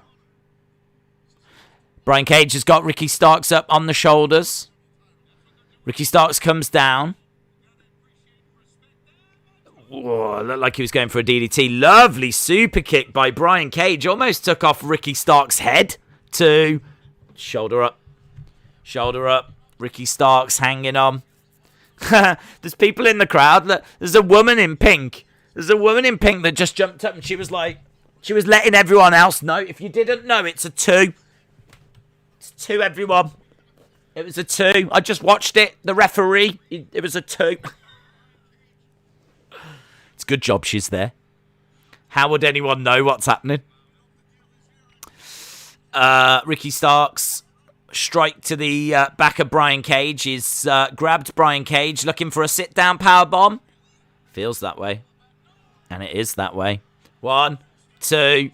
Shoulder up. Shoulder up. Where's the woman? Where's the woman? That was another 2, love. You need to tell everyone. That was a big, big sit-down powerbomb. That was huge. There's a little crowd, a little cluster of people that are standing. Ricky Starks going over, trying to grab the belt, and Powerhouse Hobbs is saying no. Hobbs snatches it away. Ricky Starks is shocked. Brian Cage up on his feet, picks up Starks. 1, 2. Oh, kick out. Tell you what, it's a good little match, this. I wasn't that sure about it at the start, but it's all right. It's all right, this. Ricky Starks trying to get back up to his feet, looking for a discus. Oh, Powerhouse Hobbs! Hobbs has just nailed Cage. 1, 2, 3, and Starks has won. Wow, Powerhouse Hobbs has just smashed Brian Cage with the belt. And we've got a new FTW World Champion in Ricky Starks. Wow, swerve! Swerve! Wow. That was good, man. So, Brian Cage, 1, 2.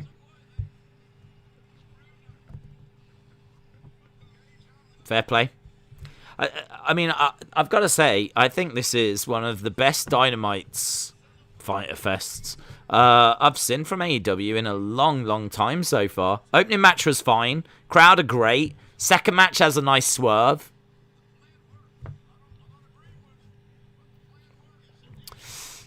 Ricky won. You've got to be kidding me. Well, there we go. Malachi Black.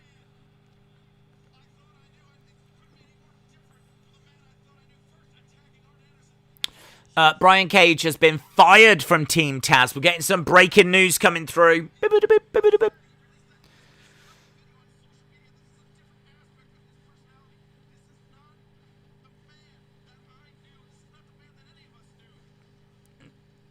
Excalibur saying, this is not the man that I knew. This is not the man that any of us knew. Here's Cody in white. Cody in white is dancing with me, cheek to cheek.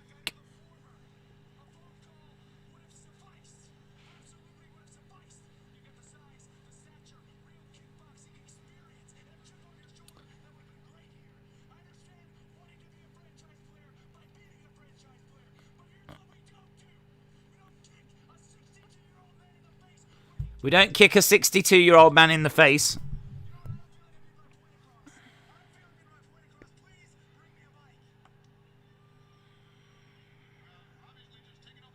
He wants some mic. Here's a woman with a mic. Right, Cody is making his way down. Wow, he is. With the mic in his hand.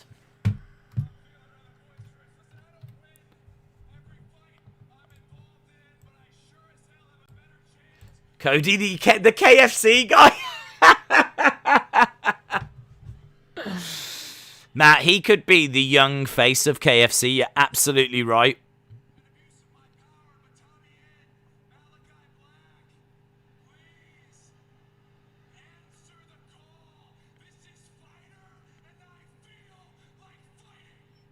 This is Fyter, and I feel like fighting.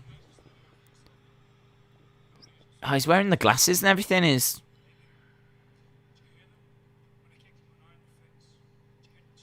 Did you hear them cheer when I kicked you in the face?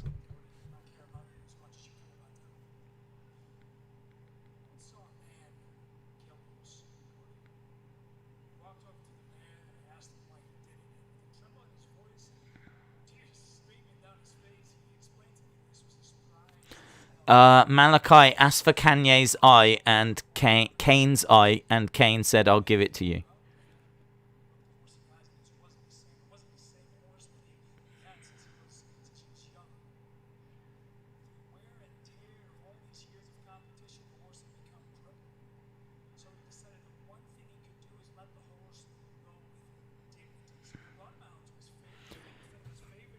This is a bit wordy, man.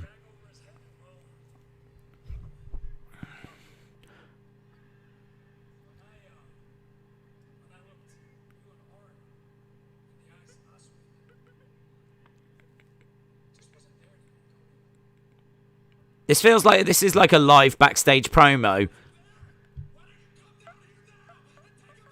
Yeah, I mean, Cody's got real passion. Lights go out.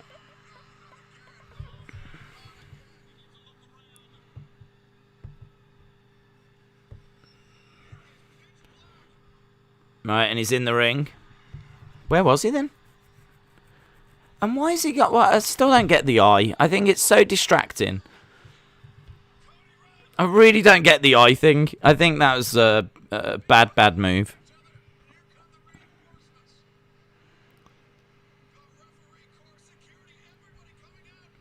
Referee's jumping in and they're trying to hold them both back.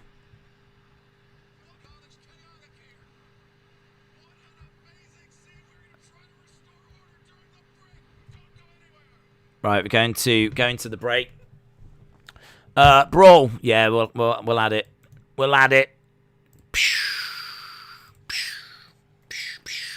How long we 40 minutes we're into the show. 40 minutes. Andrade still sucks and Black hits it out the lark again. That was very WWE, said List of Jericho. He got bullied by the Dark Order. That's why his face got bruised. Okay. 1987 Big Fan said Black's gimmick's a bit boring, in my opinion. That was Black's decision about the eye. Stupid. This is why, like, you know, I don't care. I don't care if it was his decision, Cody's decision, Tony Khan's decision. I think it's stupid. I think last week I was quite critical of his debut. I still stand by everything I said. I think that to bring him in and have... I mean, when he was there, it was like, wow, he's here. So you do get that initial wet, but then like straight away go, why has he got that? What's up with his eye? How has he managed to get a bruise already? And why is his eye all messed up? Like, if his... Like, we saw him attack Big E. That was the last time we saw him in WWE. And he didn't have any issues. I'd have to go back and rewatch it, but I can't remember. He certainly didn't have a bruise on his face. I can't remember what colour his eyes were. But either way, we saw him with Big E, and there was nothing that was like memorably like distracting like that. And then he comes into AEW with this bruise and everything, and it's still not been explained. It's still not been explained. Now, they might have explained it on Being the Elite. He might have explained it in a video on his social media. I don't care. If they don't explain it on Dynamite, it hasn't been explained. You shouldn't have to go on to their like social medias to try and find this out. Like, if you watch this show each week, you should get the answers there. So I'm not a fan of it. I think it's distracting. I don't think it adds anything. There's a bit about it that's not hitting home for me. I really liked Aleister Black as well. He was someone that I said should have won Money in the Bank. I really, really liked him. But this is just not doing it. I like the brawl, though. I thought Cody's promo was excellent. I think Cody, you can always rely on Cody to give you passion and give you a really good promo. And I thought he did well there. Hello, we're back. That was a short break. We're back and we've got Tully leaving. Here's Santana and Ortiz.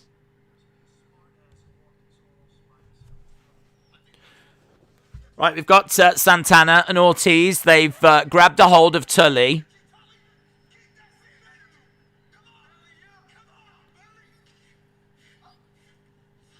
Looked like he was going to hit him over the head with the crowbar, but instead he stops and just gives him a little tap.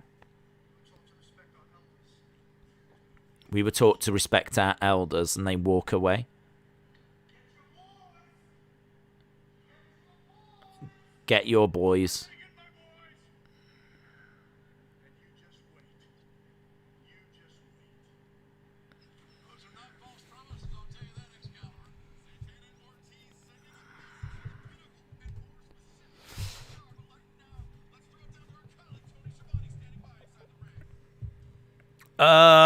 The Path Created said Black is keeping continuity from what happened in WWE. I mean, look, I'd have to find a picture of him with Big E to see if his eye had changed color, but it doesn't explain the bruise. It doesn't explain the bruise. I'm gonna see if I can find a picture. Aleister Black, Big E, SmackDown, WWE.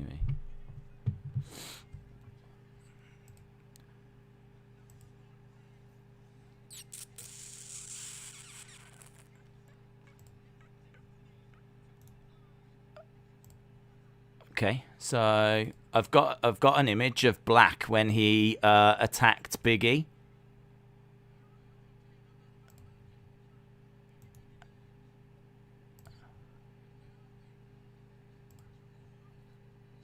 All right, let's go to this.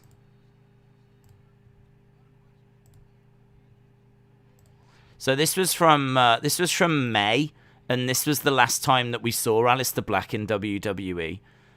Even when he was doing his little backstage segments, there was no difference there. Now, what I will say is that there is different eye color. Look, there is different eye color, but there's no big bruise.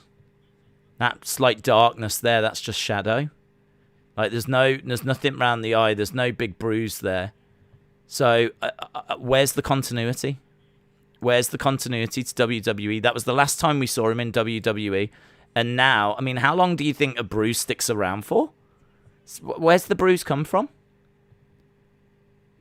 It's not continuity to WWE. The different eye color could be. But the bruised face, there's no need for it. Right, Hangman.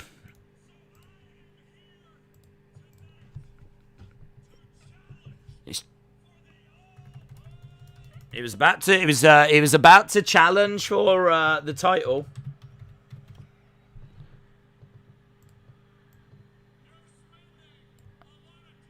All right, here's Don Callis. El Hicks said it doesn't matter. Maybe he wanted to add that, and they told him, no, you've got to understand this is his idea. This is his story. Just rock with him. I think you'll like this.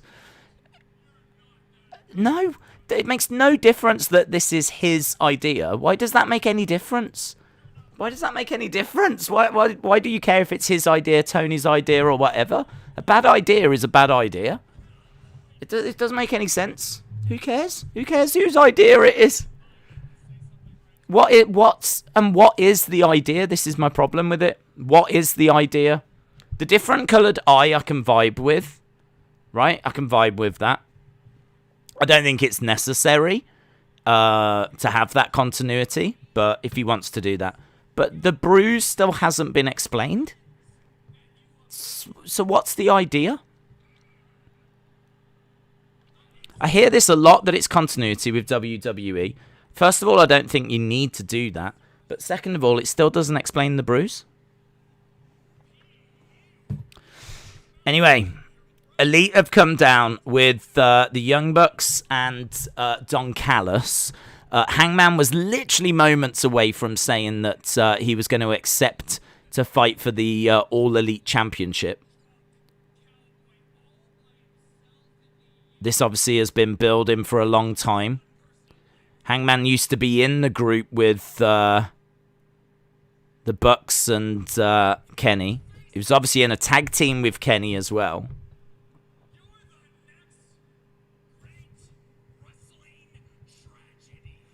You're the next great wrestling tragedy.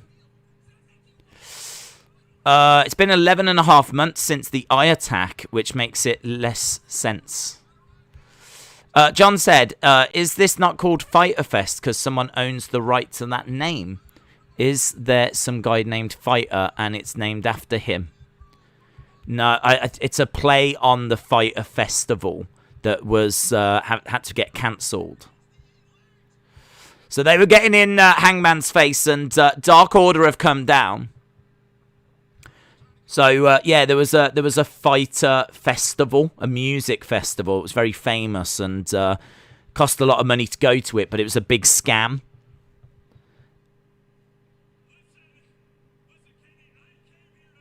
And it was named after that.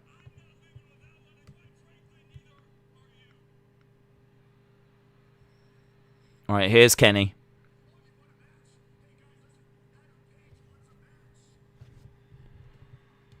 Kenny says, you want a match?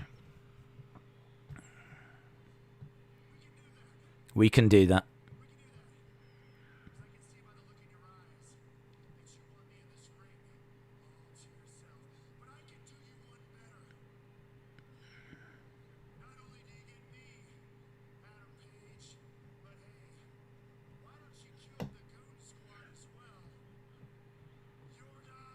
Your guys.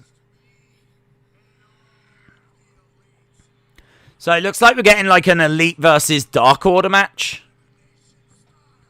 Elimination style.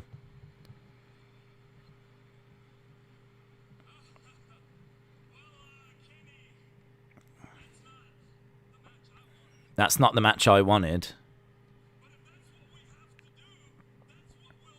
If that's what we have to do, that's what we'll do.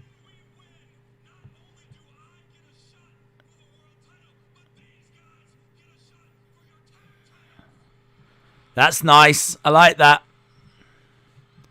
That's nice. Hangman said, when I win, I want a shot at your title, and I want these guys to get a shot at the tag belts as well.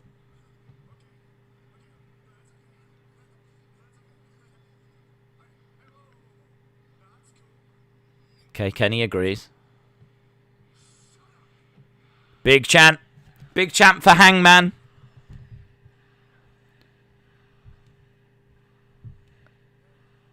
Yeah, he's over, man. He's really over.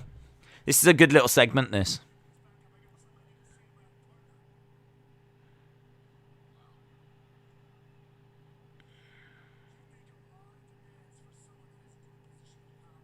Kenny says, you make a lot of demands for someone that's not in a position of power.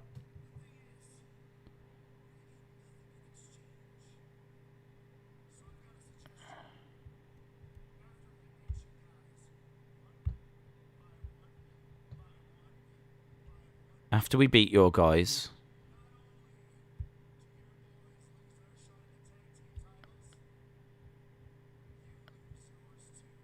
So, after we beat your guys won't get a shot at the belt, and neither will you.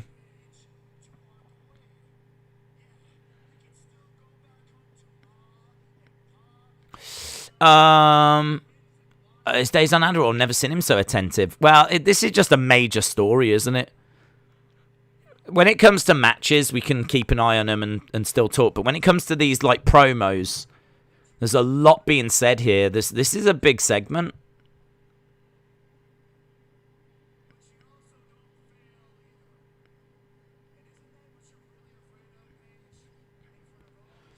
Isn't that what you're really afraid of?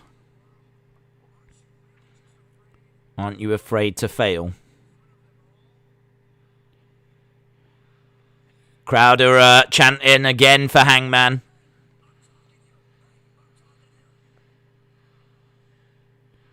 Good segment.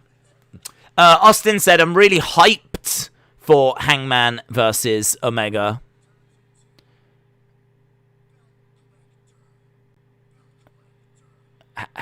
Kenny's trying to get the crowd to chant belt collector.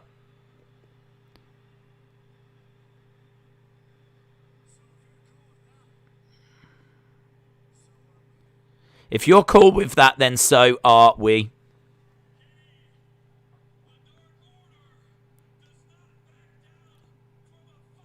The Dark Order does not back down. So there we go. The match has been made. I really feel like this should be a match for next week, personally. But is it tonight, they said?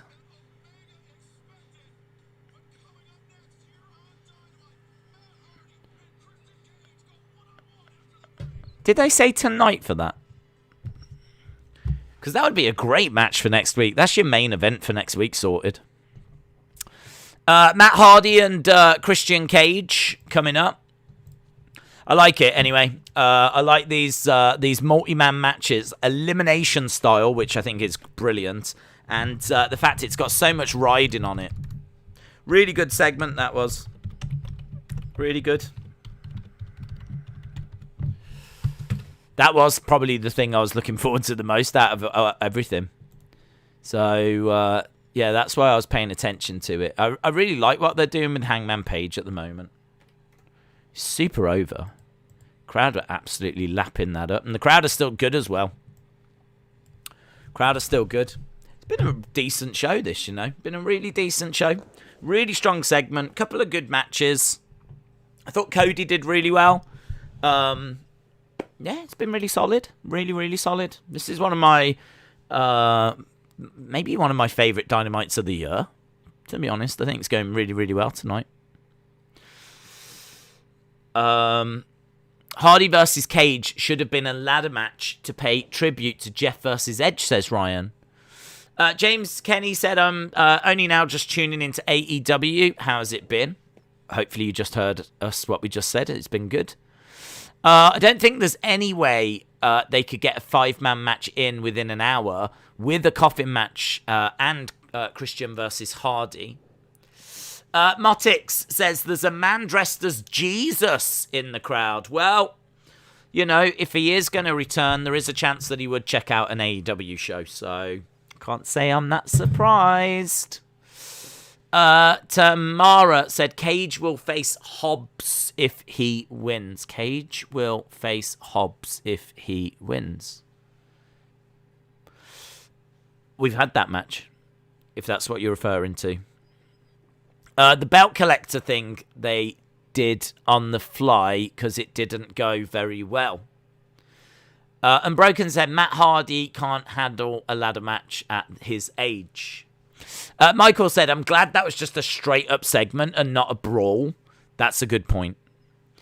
Halftime scores we'll do at the next commercial break, which is a touch early for them. I think we always say that, though, and we end up like missing the next one or whatever it is. CCSYT said Fyter Fest because this show has been fire.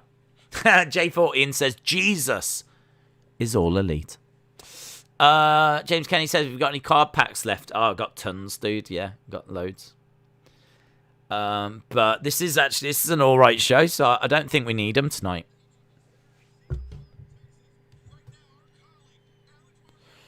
Right. Jericho backstage. Alright, we're seeing Jericho.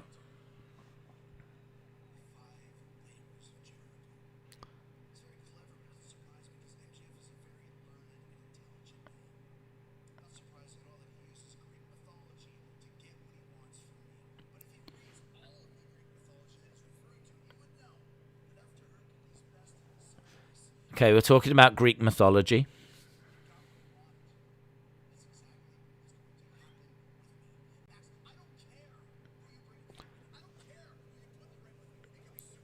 I don't care who you put in the ring with me. I'll knock him out.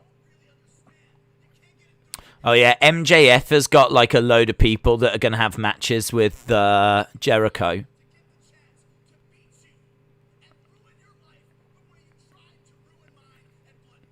There's like the stipulations, isn't there, to this? Jericho said he is the god of thunder, he is the god of war, but here is Sean Spears. And here's MJF as well. Vape Ross Vape said, faces, heels, managers, legends, surprises, feuds, AEW.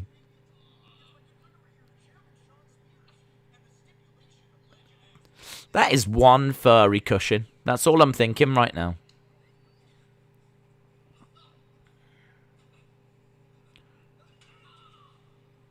Chair is driven into the bicep of Jericho. Okay, so Pinnacle attacking Jericho backstage.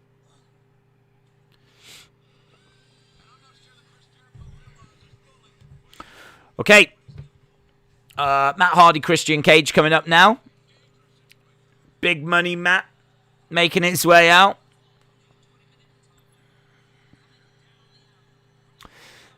No way, Hardy versus Cage misses. This show is fire, says Mike. Blessed Radio says you should get a stipulation counter as well. James Chadwick said the Sancho announcement might be this weekend. Okay, Hardy making his way down. We're almost at the halfway point of the show. Christian's going to win this for sure, says Brian. CCSYT said, are these two capable of having a bad match? It might be impossible. But Brian said this might be my least favourite match. My concern with this match is I think Matt Hardy's past his best. I think Matt Hardy is capable of putting on a decent match, but I don't know at this age if he's capable. And Christian has not had many matches. Like, I think Christian is capable as well. Both are capable. It could be good. But I do agree there's a little bit of concern with this. They're two old pros, and they might be able to get that magic going for, you know, a nice little match. Equally, it might be a little bit clunky. Because Christian might still be a bit rusty. And Matt Hardy, he's just lost a step, innit? We'll find out. Go Christian, says Heather. All these years, I've never seen them go 1-on-1, says Paul.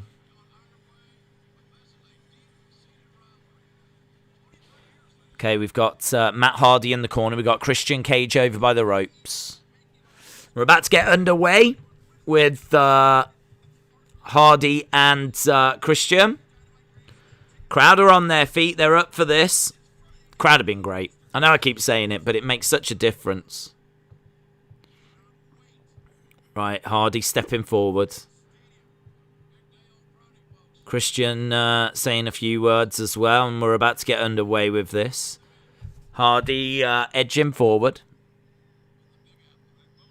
These two are about to lock up. And there we go, they do. Hardy driving Christian back against the ropes. Spinning round. Both guys into the center.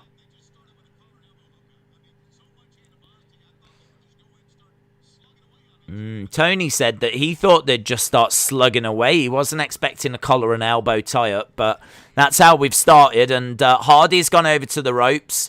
It looks like he's going in between the ropes. Both of them going outside. They are still locked up. Over by the ring post goes Christian. Christian pushing Hardy back against the barricade. Into a side headlock by Christian. Strike to the midsection by Matt Hardy. Back into the ring goes Christian.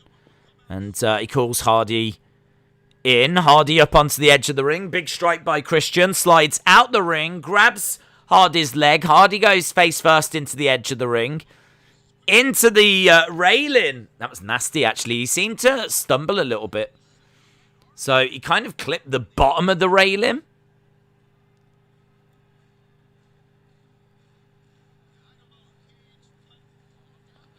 Right, here we go. Christian up top. Comes crashing down onto Hardy. Big pop from the crowd on that one. So Hardy down. Cage goes flying, says CCSYT. I agree 10 years ago I would have been 100% behind Hardy, but now I'm Cage. Okay. Christian planting Matt Hardy. 1, 2, 2 count. And shoulder up. Over to the corner. Lovely strike there by Christian. Another big strike as well. Another slap as well by Christian. Christian, the crowd had just gone a touch quiet. And that was really clever from Christian. So the crowd had gone just that little bit quiet. And he takes a moment where he stands Hardy into the corner. He gets onto the middle rope. And before he starts going, he just looks out to the crowd just to get a bit of energy from him. Just to get a cheer. And then he can start going to work. So Christian just constantly trying to bring the crowd into this. That's a lovely move by Hardy. Smashes Christian face first into the ring steps. It's like a DDT. Draping DDT onto the top of those ring steps. And he rolls Christian back into the ring. He's got Christian on the edge of the ring. Elbow strike by Hardy. And another one again. Christian's going to pull the kilt switch. It sounded like he was really hitting him in the head. So Hardy in control at the moment. He's managed to grab Christian, looking for a net breaker. Hits it. 1, 2. Kick out by Christian. CCSYT said, in 20 years, I'm not sure I've ever seen a DDT like that onto the stairs. I like it. Against ropes goes Christian. Crowd have gone quiet again. Hardy's going to look to slingshot Christian into those ropes. And there we go, he does. Slingshots him into that middle rope. The crowd have gone quiet. Up onto the middle, looking to elbow drop. Good elbow drop by Matt Hardy. Shoulder up. Matt is definitely a heel, not a face. Okay, Christian managing to kick out of that elbow drop. And Matt Hardy is just taking a moment. Still to come, of course, we've got the Coffin match. To the outside goes Christian. Days we are in for a heat wave in the next few weeks. Okay, Christian on the outside. The crowd is popping for bumps.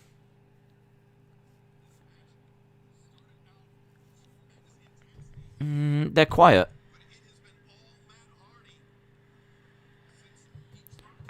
I think they're chanting something now.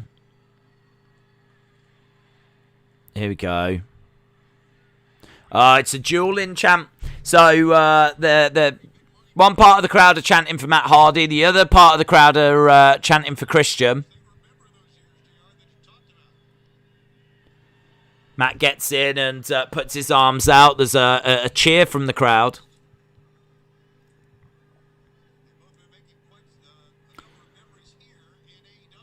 Strike to the midsection by Christian. Goes up top to the face. Against the ropes. Sleeper hold by Hardy. So Hardy's got the sleeper hold on Christian.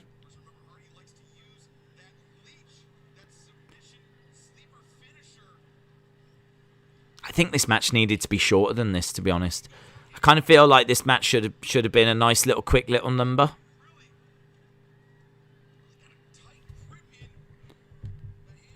Nice nice headlock there by Matt Hardy.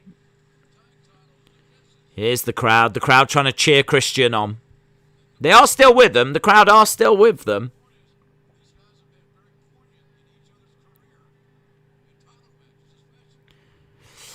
The arithmetic genius Matt Hardy. Ethan Page and Darby Allin will be a good match. They've always been good. I rate them almost as some of the El Generico Kevin Steen matches.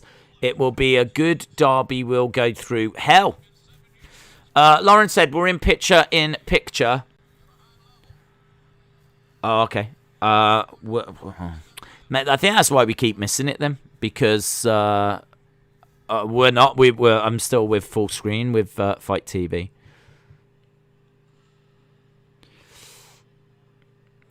Maybe that explains why the pace of this is a bit slow. If you're in picture-in-picture. Matt Hardy is up. And Christian grabs the leg and Hardy goes down. So Christian's on his hands and knees at the moment. Both guys coming back up to their feet. Big strike by Christian Cage. He's standing on the back of Hardy and pulling up that top ring rope. Goes to the outside. Big strike. Pace has quickened a little bit now. Which makes total sense now that I know that you guys were at picture-in-picture. Uppercut by Christian. 1, 2. And kick out by Hardy. So Christian back up onto his feet. Nice. Kick to the midsection. Twist of fate. Ugh, couldn't get it. Christian back over to the corner.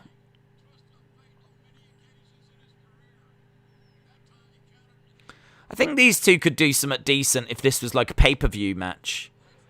And it didn't have like commercial interruptions. Spear by Christian. 1, 2. Kick out by Matt Hardy. Darby Allin will do the coffin drop into the coffin. Just imagine that. John says, yeah, the side-by-side nonsense does hurt the flow, but they got to pay the bills. Yeah, I know. I got no issue with that.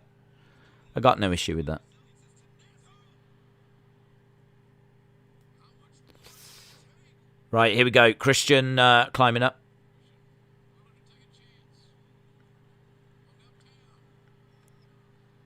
Big frog splash. And another shoulder up by Matt Hardy. It is raining right now in New Zealand, says Hayden.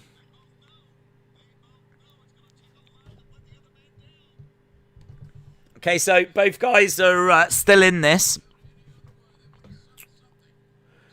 It's a longer match than what I was anticipating. But as we said, the crowd are into it. Apparently, we've just gone past the 10-minute mark in this one.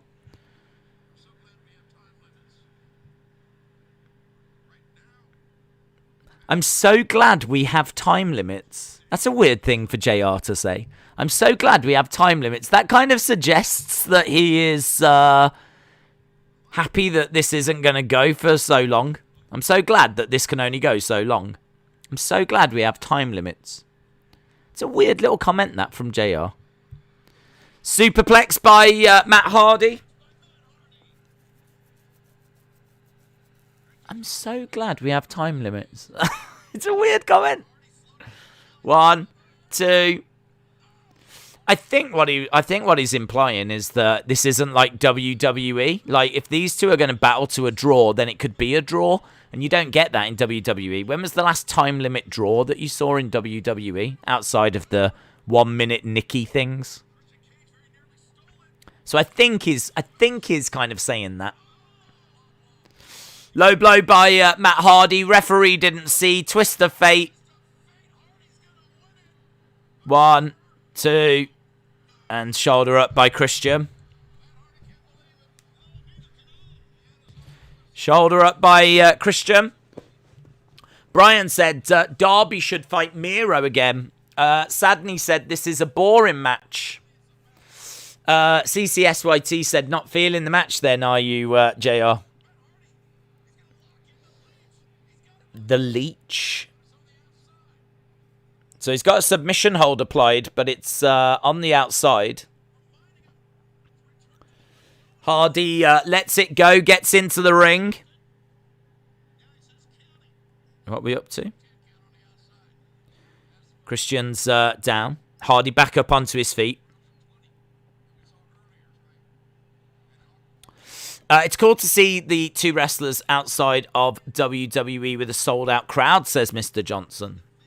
Brian said, not a bad match so far. Hardy's like, man, my back just can't take this at this age. Well, Christian's getting back up to his feet, gets into the ring. Hardy comes over. Kill switch. Connects. 1, 2, 3, and Christian wins. Christian beats Matt Hardy with the kill switch. So Christian Cage gets the win.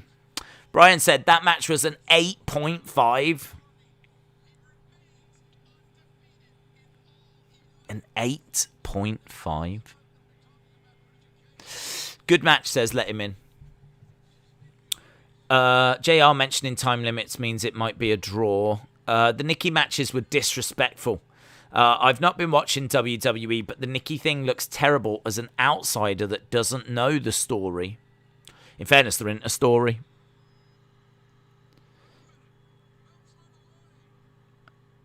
Who is... So, Private Party...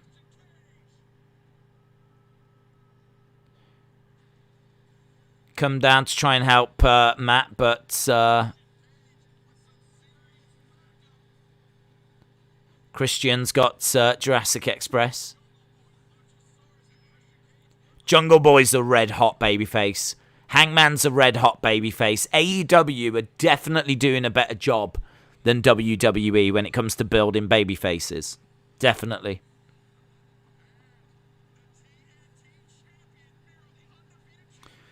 So, Christian getting the job done. Here's Miro.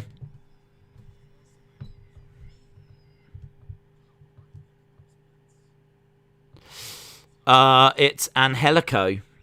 It's Angélico. I will never forget my love for mine from heaven. Huh? What? Good match. 8 out of 10, says Diego. Miro. We do have Miro.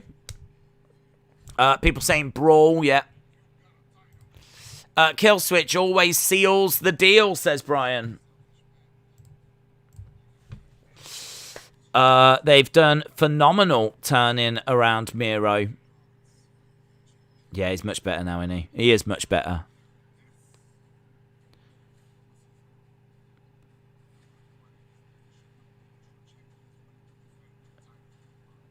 The TNT title on a white strap with a green background. They've changed the colours. They've changed the colours of the TNT title. Looks cool. White strap looks better, definitely. The white strap looks really cool.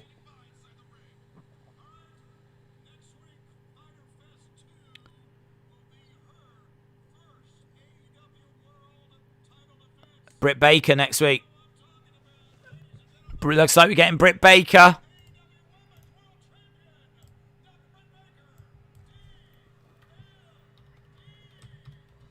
Okay, Britt Baker making her way down. Next week's going to be her first title defense.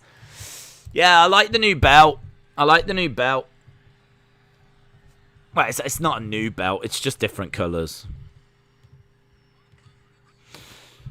Right, here's Britt Baker. No Reba. Obviously, she did her leg, didn't she?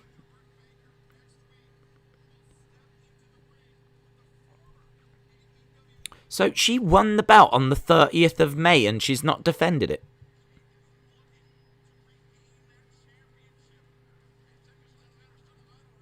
Okay, so Britt Baker goes over, gives Tony a hug.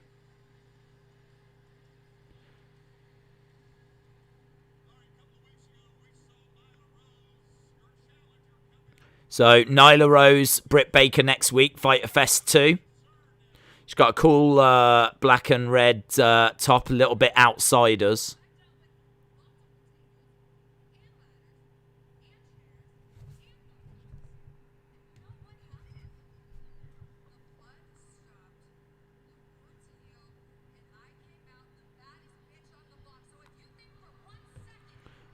That belt's so much better. Now that they made that belt a bit bigger.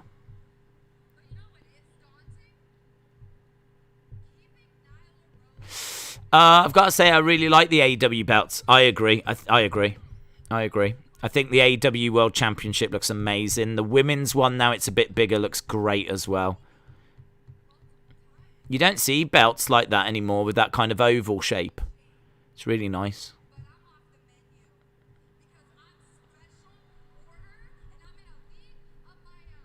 Britt Baker said she's off the menu. She's special order.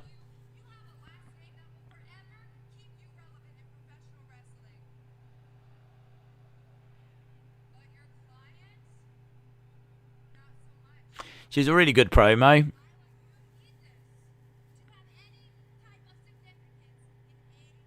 You need this to have any kind of significance in AEW.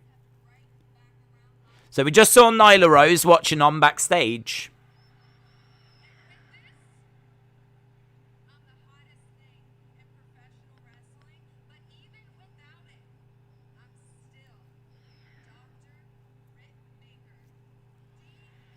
MD.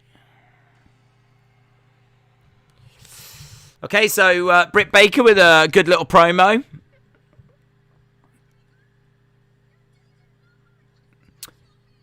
Vicky says, your days are numbered as being a champion.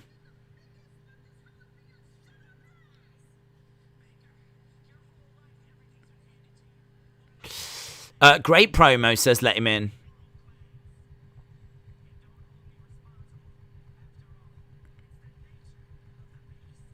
Don't hold me responsible because, after all, it's the nature of the beast. So they did allow Nyla and Vicky just to get a few words in as Britt Baker is in the ring.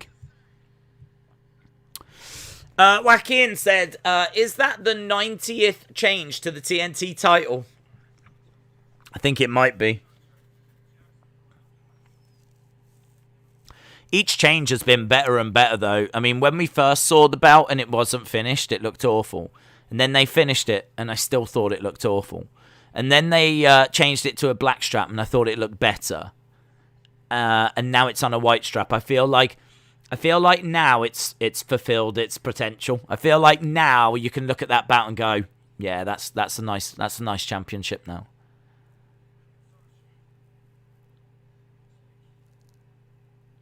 I'm not sure about the green. It's got I like the white strap, but at the bottom I think it's got like a slight green background on behind some of the text, I think. It's an interesting colour scheme. It makes me think of Ireland. I don't really know why they've gone for that colour scheme. There's not many belts that have got that, though, so it does definitely make it stand out. Is green like a colour of TNT or something? I don't know. I'm not sure what their kind of company colours are. Don't know.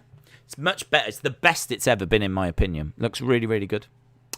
Right, get in your almost three-quarter scores. Again, almost 3/4 scores. What do you think of the show so far? James Kenny says 7.87. Brendan says 2. Bonkers says 5. I'm still not a fan of the championship, says Mottit. Heather says 7.75. Was the TNT belt green because of the reflection? I don't believe so. I think it was an actual bottom part of the belt was green, and like looked like the bit where you'd put the word champion or something, like the bottom part. I'll have to see if I can find a picture of it, actually, as people are sending in their thoughts. Probably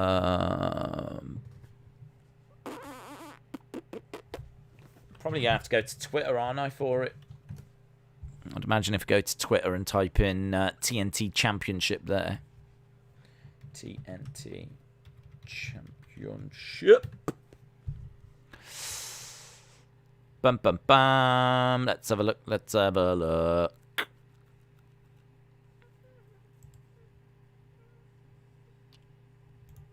Yeah, it is. And it is where you put the word champion as well. Is this a good picture for it? Yeah, it'll do. It'll do. Right, this is the new championship. You can see the scores coming in for the three-quarter scores, getting your thoughts, so that people can have a look and see what people are thinking of it. I'm going to use it to cover my face. There we go. I don't know. Just looking at the behind the belt. That could be a whole new series that someone could do on YouTube. Behind the belt. But if you look at the lining of the belt, that looks green. Can you just see at the bottom? Like you can just see a slither of green just by his arm. So if the lining of the belt, the inside of the belt is green, that would look awesome as well. But I love the white strap. I think the green is cool. I ain't got an issue with it. It just made me think of Ireland. It's a weird color scheme to have like white and green. Obviously gold and black behind the logo, the AEW logo. But that green really is very striking, and it might actually be the lining of the belt as well. But for me, I really was not a fan of this title when we first saw it. When they changed the belt strap, I thought it was much better. When they finished it, it was better. When they changed the belt strap, it was better. But for me, that now looks like a really nice title. Still not like my favourite title or anything, but it looks like a decent title now, a legit title. So I like that. I think that's good.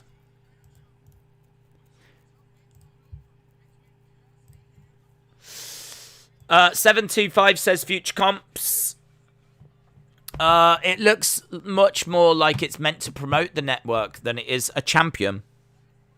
The old belt, black and red. White equals opposite of black. Green is opposite of red. Mark said, where's Dolly Parton? Dollywood, I would imagine. Looks like it should be Hornswoggle's title belt.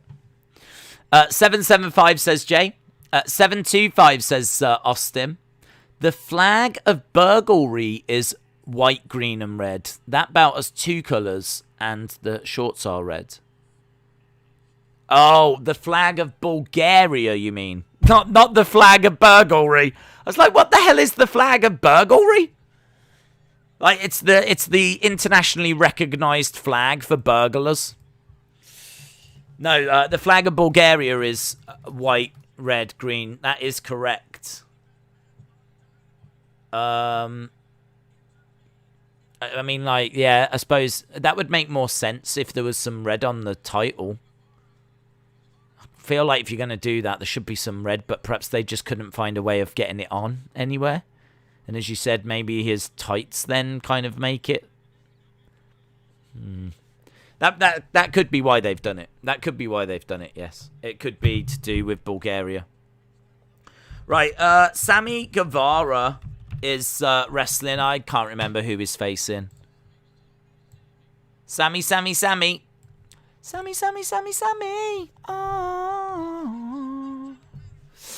Right, we've got about 35 minutes to go. 35 minutes to go. John says 8 Colonel's crispy chickens out of 10. I thought all black was the colour for burglary. I think it's white and black stripes. That's the colour for either burglary or referees.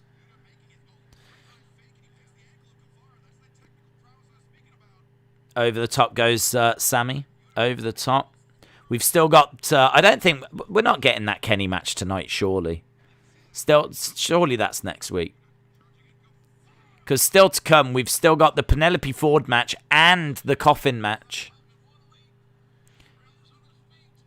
Sammy doing standing shooting star. 1, 2. And kick out. Each TNT champ gets to design their own belt instead of just changing the plates, says Ryan. I think it's a custom belt for Miro since he is God's favourite champion. Well, that's true. I think God insisted that he got to do what he wanted, and just to double check, they sent Jesus and put Jesus in the crowd. We got Orange Cassidy on the outside. Here's Yuta charging over, back elbow. Not a fan of Yuta's ring attire, to be honest. Kip up. It's a bit faint. The colours aren't quite... They're not sharp enough.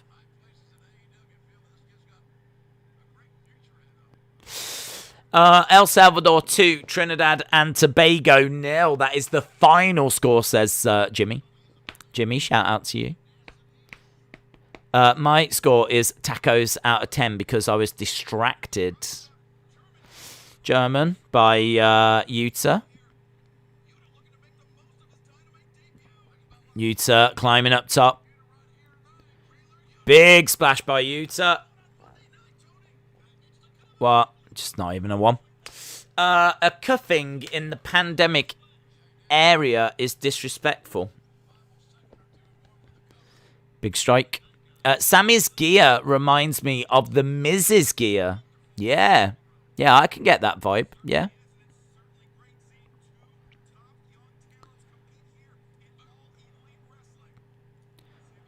Yuta looks like he's sponsored by Subway. I'm getting Subway vibes. If he had, like, Eat Fresh written across his back, I'd be like, across the back of it, I'd be like, oh, that makes sense. Charging over, spear by Sammy, top rope Enziguri.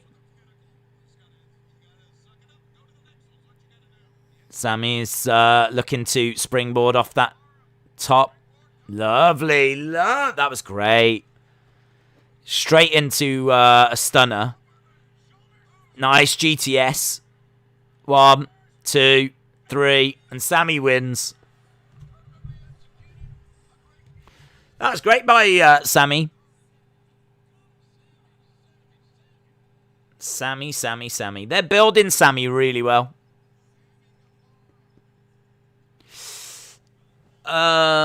Please don't let Jinder Mahal ruin Drew's chances of having the briefcase. That's too predictable.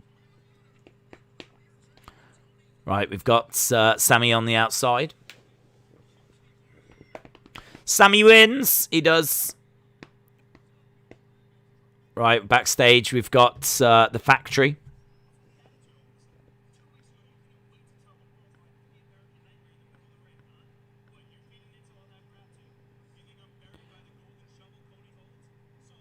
Cody Holds? Who the hell is Cody Holds? You think I'm buried by the golden shovel? Cody Holds. Cody Holds. Protein shake being tipped all over Tony.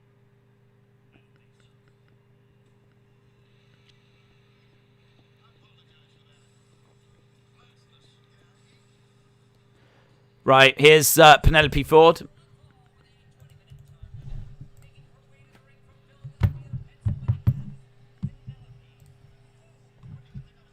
(16-1) in her recent one-on-one matches.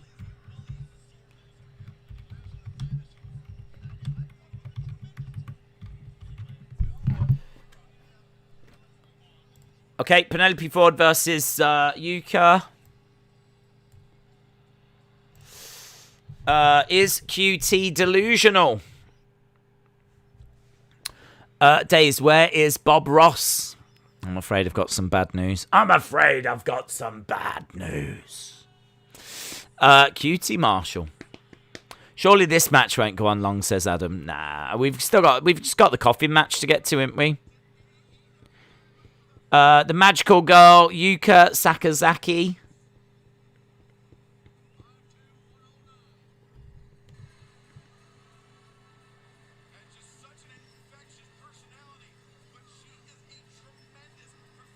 All right.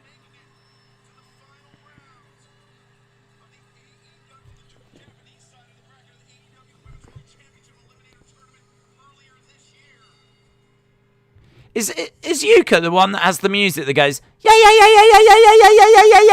There's someone that's got music that does that, and not Tatanka, but there's some girl whose music's like yeah.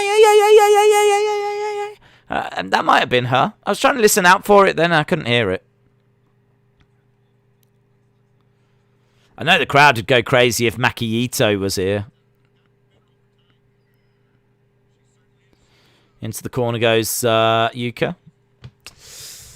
Penelope is gorgeous, says Salvador. Sam Bellissimo says, Days, I truly hope I don't get robbed next week on SmackDown in Cleveland.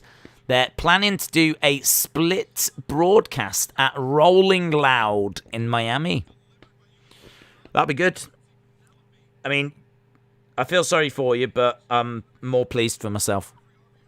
Because it means that we're going to get some wrestling for some different locations, which I think we desperately need.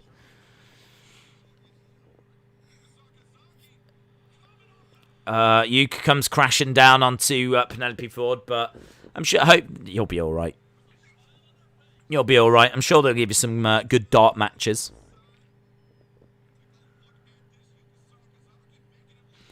But yeah, there might have to be a degree of watching the screens whilst they go over to that other location.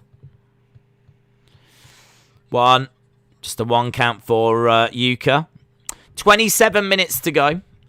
Days, what are you looking forward to in this show? Dude, it's almost over. I think we might only have one match left. Penelope has dropped weight. Has anyone noticed? No.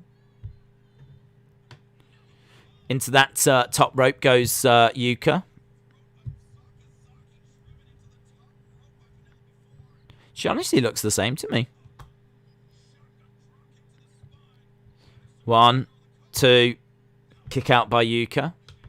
I'm afraid I've got some bad news. WWE needs to listen to the live crowd reaction and change their booking to suit it.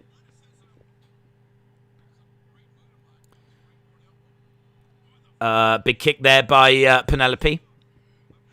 Penelope's looking good. I like her ring gear. I agree with that. I think her ring gear looks great.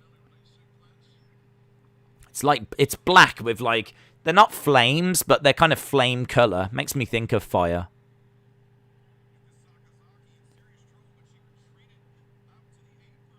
Yeah, it's really good ring gear. You're right.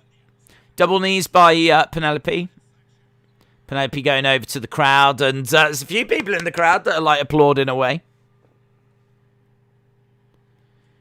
Into the rail, hard went Yuka. Yuka went hard then. I better get to see Roman or John Cena. Did they actually put the Coffin match as the main event? I think so.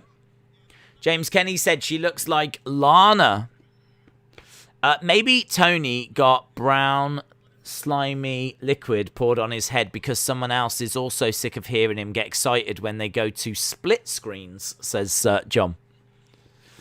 Brian said WWE wishes the best in future endeavors to the Thunderdome era. I think we're all glad that we're out of that now. Apart from that one dude that had the Union Jack flag behind him that I saw in literally every Thunderdome. He kind of became the new green shirt guy. But there was a guy that had like a green screen. He had like, I don't know if it was a green screen or if it was like something you can do on Skype. But he had the Union Jack behind him. I saw him all the time.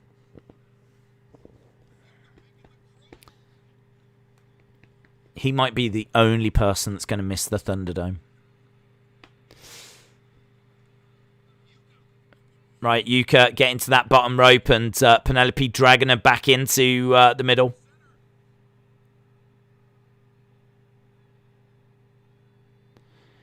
Bridging over again. Penelope reapplying it and Yuka again trying to get over. If it's not going to win you the match, why bother? Do you know what I mean? Why bother going to all that trouble of bridging and putting that move on if like, she's going to constantly keep getting to that bottom rope? That says to me you're not very good at putting that move on. She's put it on twice in the middle of the ring, and Yuka's been able to crawl to the ropes twice. Couple of shots being traded back and forth. We're going to get a good main event. Dave said, check out your local Goodwill stores for Thunderdome flat screens. They're going to be going real cheap.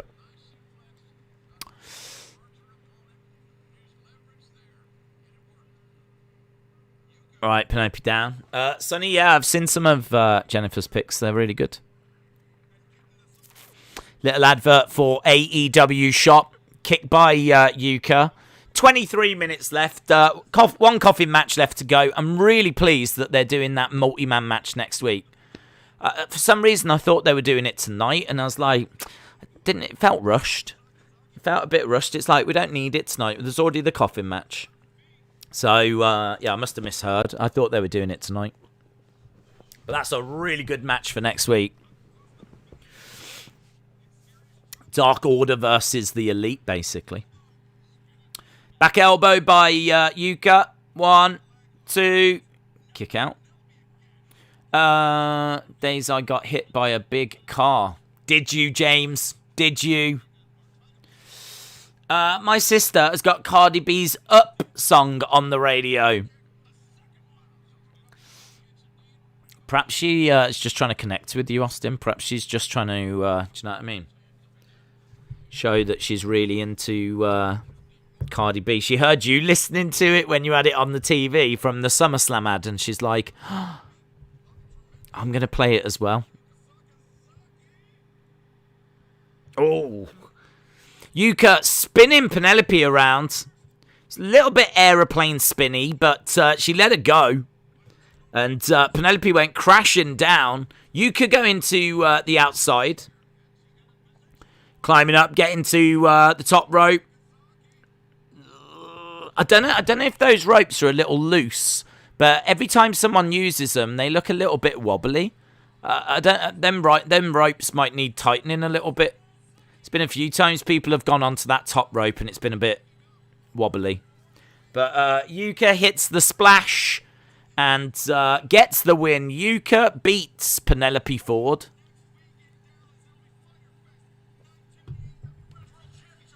It is her music. Yeah. Yeah, it is Yuka's music. Amazing. Yeah.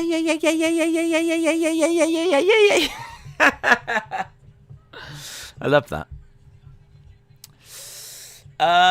Dave, she is the one with the weird theme song, says Adam.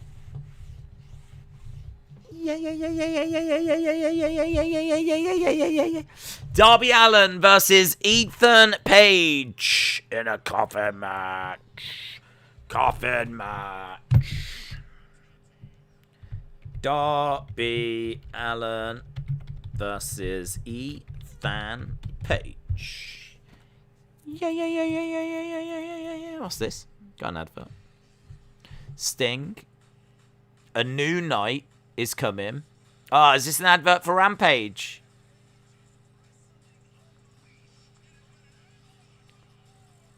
It's a good advert, this. There's Sting.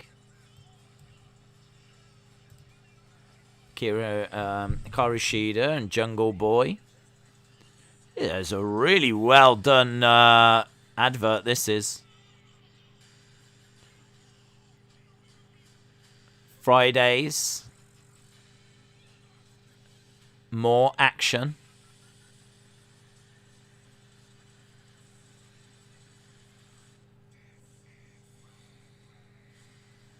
AEW Rampage starts Friday, August 13th.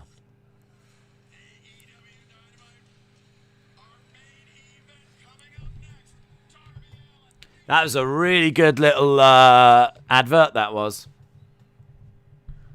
You just had loads of superstars in like a warehouse, like, going all this, and there was like lightning coming off them and everything, and they were like glowing, and then it would cut with like footage of them and in the ring and just big moves, and you know, it was good.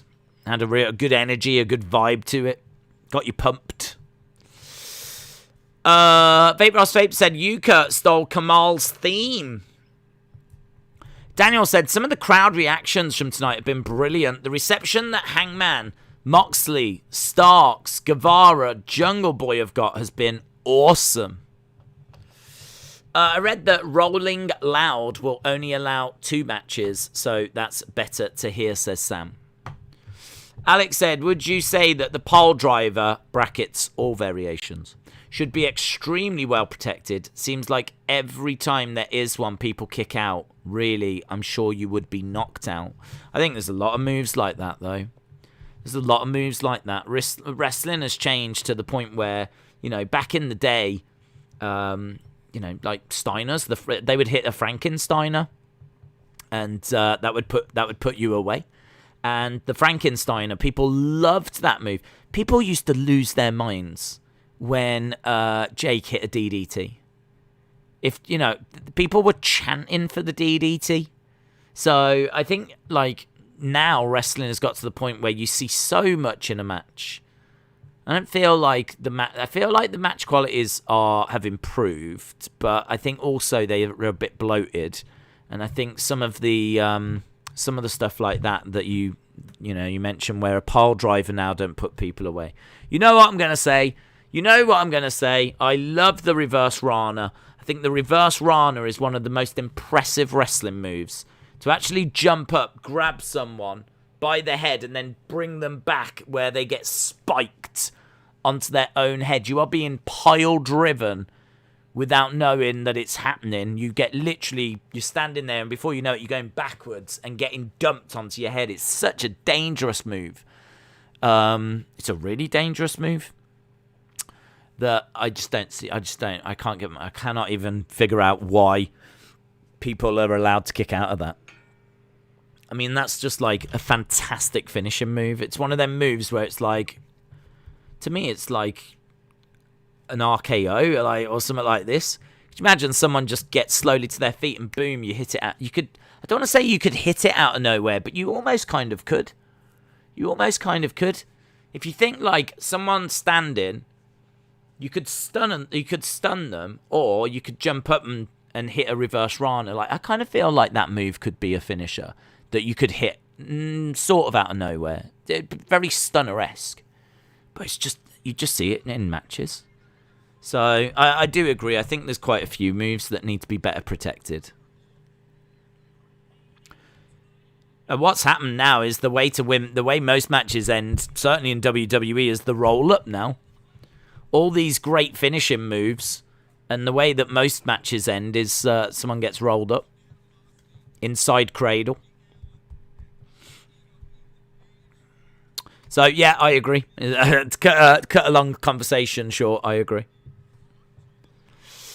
Right, the Coffin is being carried down by 6 guys. I'd imagine they're probably trainee wrestlers. So we've only got 15 minutes to go, but the Coffin is being brought down. Coffins are for closers. So it's a black coffin. I'm surprised it's not on wheels, to be honest. Right, here's Ethan Page. Brian said the super kick used to be awesome when HBK used it. Undertaker wants his entrance back. Bayley versus Sasha at Brooklyn was the best reverse Rana.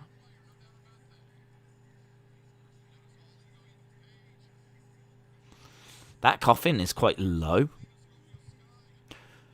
It's actually like you've got the ring and then the coffin's kind of like down here. Normally it's about the same height so that you could roll them straight in.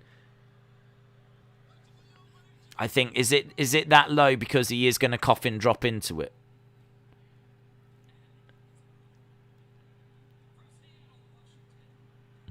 Okay, here's Darby Allin getting a good reaction. Ethan Page is ranked 5th. Darby Allin is ranked 4th.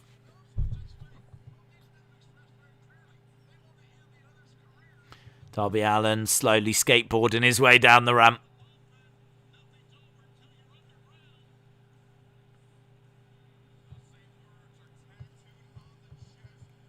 Okay, so climbing up. Nothing's over till you're underground.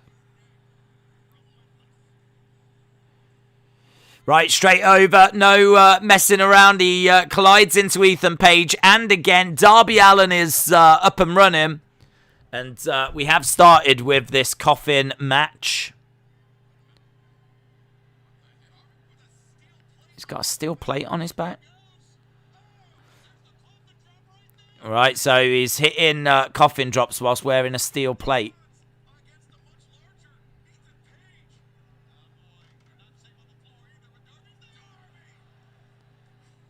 Kind of, I don't know. I think that reveal could have been bigger.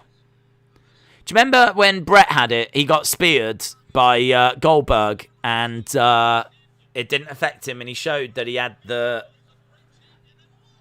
Oh, that's nice. Scorpio Sky was inside that coffin.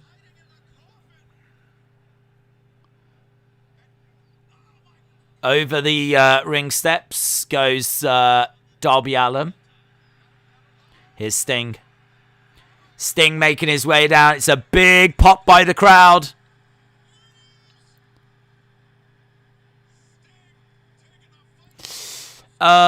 Dude, he hit his leg hard. It's Sting.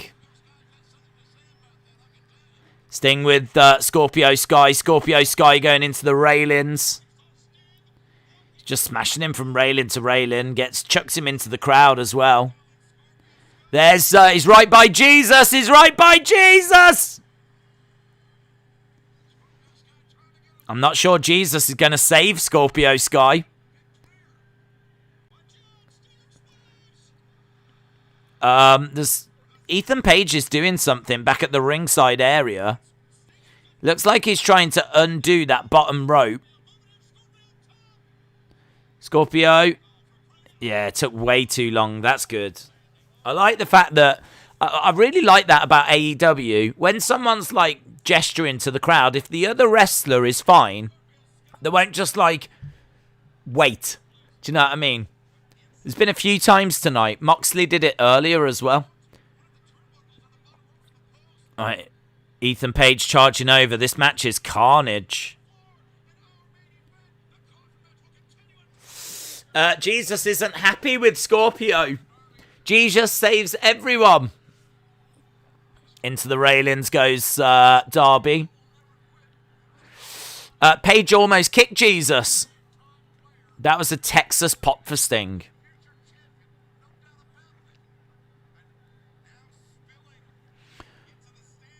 Right, he's got a sign. Throws the sign down on the ground. It's so great to have people. Really, really good.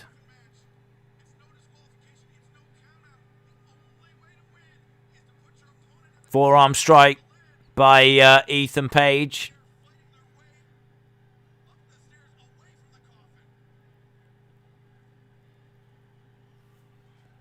He's got Darby up on his shoulders. That was good. Darby is climbing up. Is Darby going to do a... What's he doing? Darby is above an entrance in the stands. Comes crashing down, gets caught by Ethan Page, though. And Page drives him into the steel railings. He's got him in between the railings in the stands. I always remember Sasha and Charlotte doing a spot there. I think Sasha put the bank statement on Charlotte through those railings. Not those exact ones, but...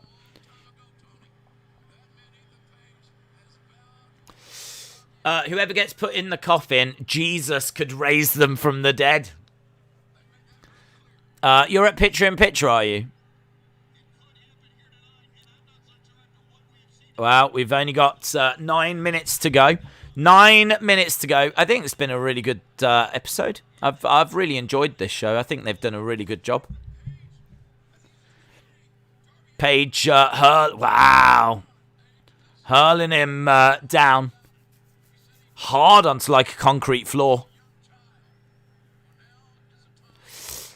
Days, they had amazing matches. Ethan and Darby always put on classics. Their storyline where Darby just couldn't beat Ethan and couldn't focus on anything but him. It was amazing. Big boot by Ethan. Darby goes down. Ethan staring at Jesus for a second.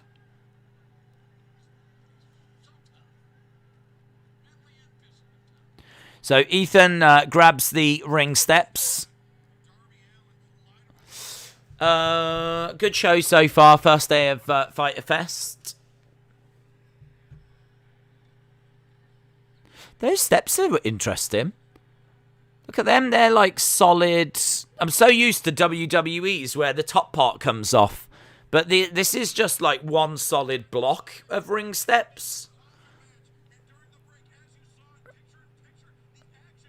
That's interesting.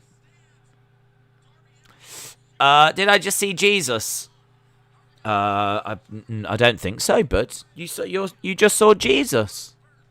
Johnny, don't go to the light, Johnny. Don't go to the light.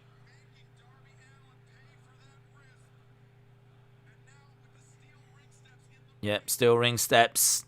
Darby gets smashed face first into them. That's true. Ethan Page Darby on the Indies was normally 10 out of 10. I promise any wrestling fan would like it. It was classic storytelling. Ethan Page charging over and legs up. I don't know, why did Ethan dismantle that bottom rope? The bottom rope you can see is down in the ring. Here we go. Now we're going to find out why. No DQ. He's got that the metal hook that attaches. He's kissing it. And he's grabbing, he's tied it around the chain of Darby. And Darby gets pulled down. That chain breaks. Darby's chain is broken. The light is very interesting. Go to the light. Don't go to the light, buddy. Don't go to the light. Days, did you hear there might be some surprises on SmackDown? I did, yes. I did. What's... there's like flowers inside the coffin.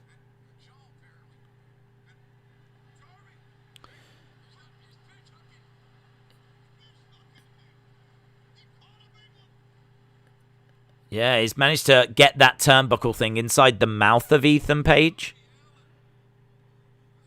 Darby Allin's got the steel steps. He's going to look to... wow, into Ethan. Ethan is into the coffin. He kind of had to... the way he had to go into it then, he had to kind of force himself into it.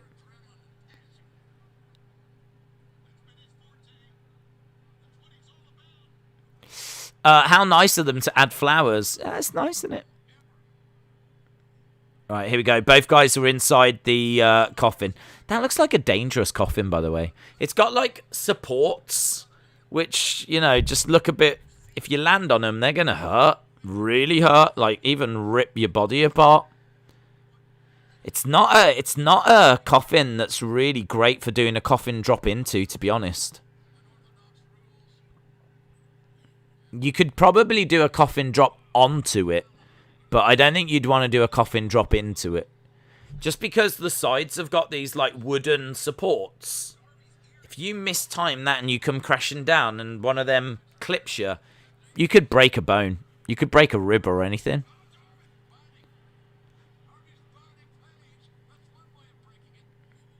If he does a coffin drop into that coffin, I will be very, very impressed. I'll also be very concerned, but I'll be very impressed.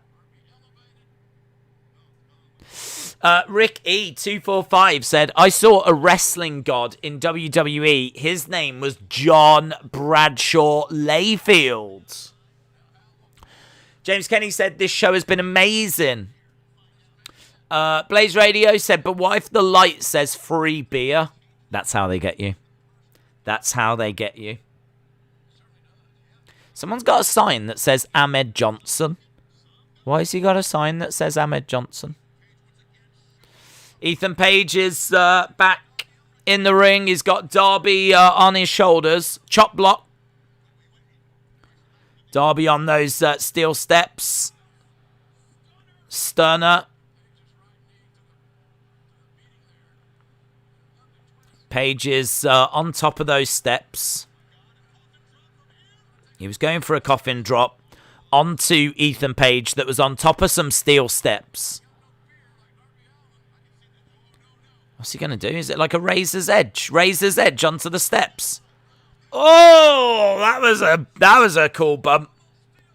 Ethan Page had Darby in like a razor's edge move. Throws him down onto the top of them steel steps. That was a good-looking bump, man. I think he's dented the steps. Yeah, he's dented the steps. Oh, that's moody as well, look. That's going to have hurt. Crowd are chanting, this is awesome.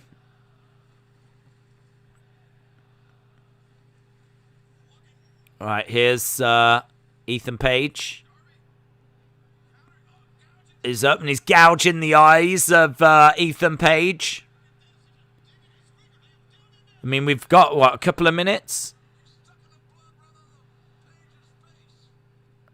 Goes down. He's got his skateboards. James Kenny, shout out to you. That must have hurt for sure, says Diego. What's Darby looking to do? So he jumps up, lands on his skateboards, lands onto Ethan Page, dumps Page into the coffin, closes the lid, and that's that. I thought that match was all right. I thought it was all right. There was some decent spots in there. It was a good main event. Probably don't agree with the "this is awesome" chant, but I get it. They were into it.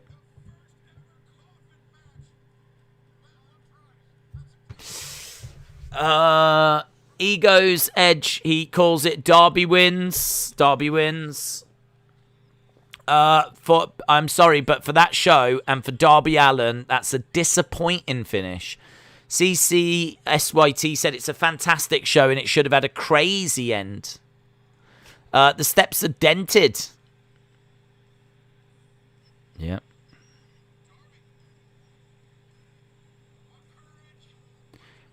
So Darby is dragging the coffin.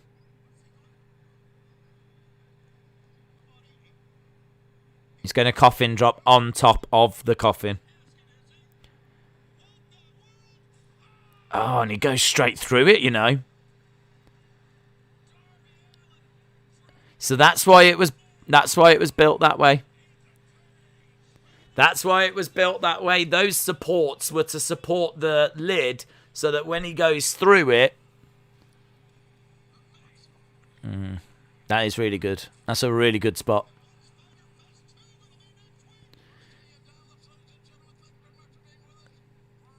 That's a really good spot.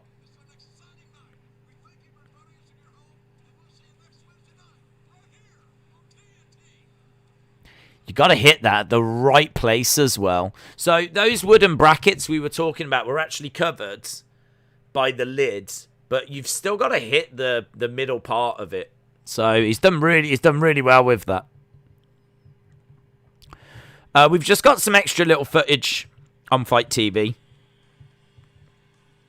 So right now they're that's it, it's finished.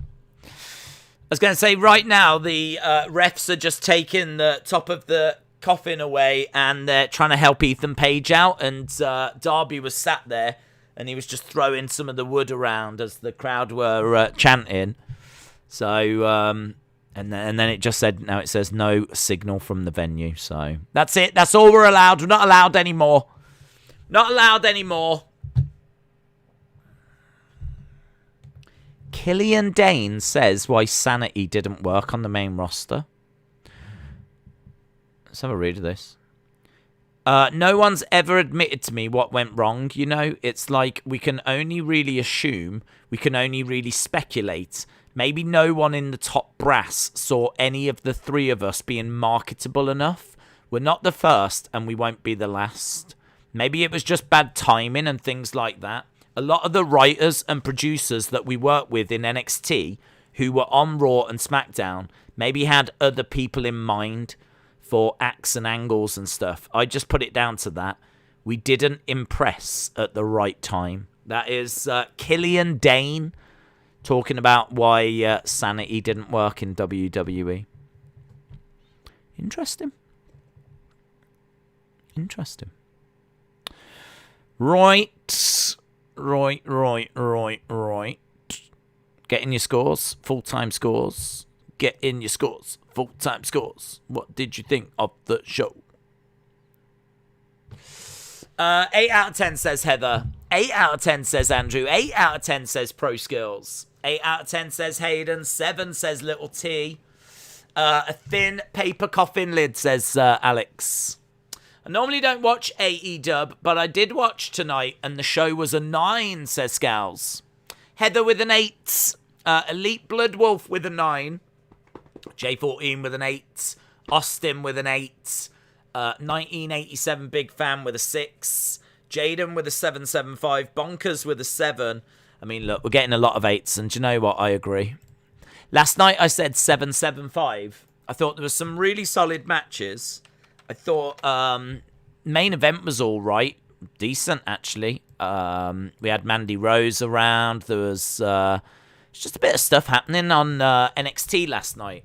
But I don't think there's much denying this was a better show. I think maybe part of the reason is because of the crowd tonight. I think the crowd were excellent.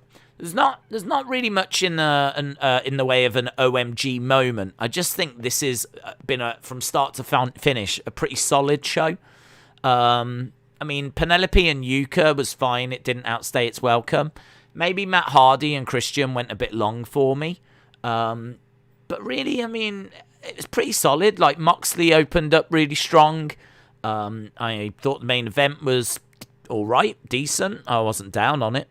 I think it did what it needed to do. Nice spot at the end as well. Segment with Kenny and Hangman I thought was great. There's just been some really good stuff tonight. It's been really good, but I think the stars of the show would probably be the crowd. I think having a crowd back, I think you take the crowd away from this show and it probably does lose a little. But this is what we're saying. I think that the crowd will have fired up the performers. I think the performers have given, quite a bit tonight. I think the card was decent anyway. I think there was some good segments that weren't wrestling. Britt Baker's promo was good. I think that the Kenny thing was good. I think this is one of my favourite Dynamites of the year. I thought this was good. Cody's promo was good as well. So yeah, I think there's a lot here to enjoy. There's a lot to get your teeth into. I think if you're new to it, this is a really good Dynamite to check out. I don't think there was anything offensive. I think the matches were solid. Promos were decent. Good energy from the crowd. Like, apart from like an OMG moment, Do you know what I mean? Like an OMG moment would have personally took me into the 8s, maybe even pushing towards a 9. And then I'd probably look at like some of the matches like, I don't know, Penelope versus Yuka. Could you change that for something more significant? That kid against Sammy, didn't really need that. Like that, you could do that on Dark. I don't need it on Dynamite. Could you change that for something more significant? You know, if you used to change those bits, bring in an OMG moment, then we're starting to get into the 9s for me. We didn't get that. We got a couple of matches that didn't really matter. A couple of dark matches. A couple of no real OMG moment, or, you know, a few people were saying, what if Braun comes out at the end or something like this? You don't need that. It didn't need it. It's just, I think that for me, that would be a way that we would have gone higher. But I think that this is a really solid show. And I think they did some really good stuff tonight. Really enjoyed it. Daniel said the crowd were 10 times better than Miami. Completely agree. CCSYT said, I missed it. So I want to see if you did too. Next week, Spears versus Jericho. Sean can use a chair and Jericho can't. Did you catch that? Because I missed it. No, I didn't see that.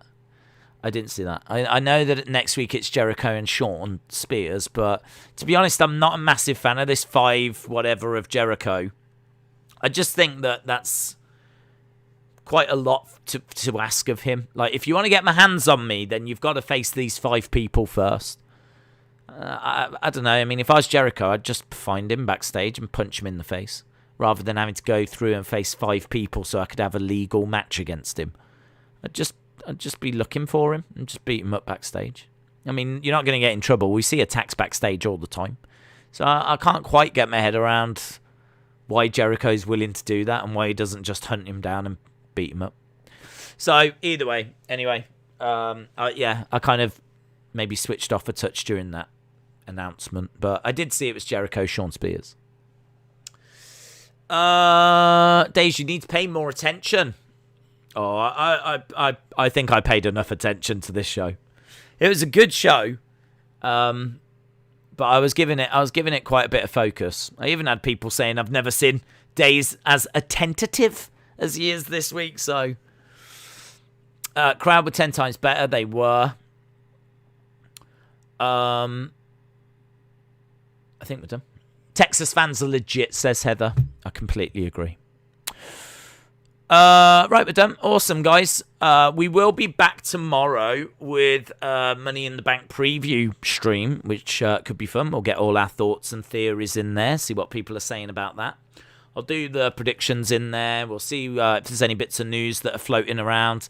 So we'll do a bit of a stream. Probably do it at about the same time as we normally start the watch-alongs. We do, before that as well, have the Wrestling Escape Pod, which this week is on video games, which should be a lot of fun. That'll be at 10 UK time or 5 Eastern over on the Wrestling Escape Pod channel. I'm going to be talking video games, so if you're a fan of video games, come and join us and share your thoughts. So we're doing that, and as we said, tomorrow I think we'll do a Money in the Bank thing. So we've got that tomorrow. Obviously, it's all building towards SmackDown on Friday. Then we got UFC on Saturday. Then we've got Money in the Bank on Sunday. Then we've got our first Raw with the crowd on Monday. Then we're back to NXT. Then we're back to AEW. Like, it's just non-stop. So I hope you enjoyed NXT this week. NXT. AEW this week. I hope you enjoyed NXT as well. But I hope you enjoyed AEW this week. And as we said, we will be back with that Money in the Bank stream, prediction stream, tomorrow. Awesome, guys. Have a great evening, and I will see you tomorrow, hopefully, for that Money in the Bank prediction stream. Bye for now.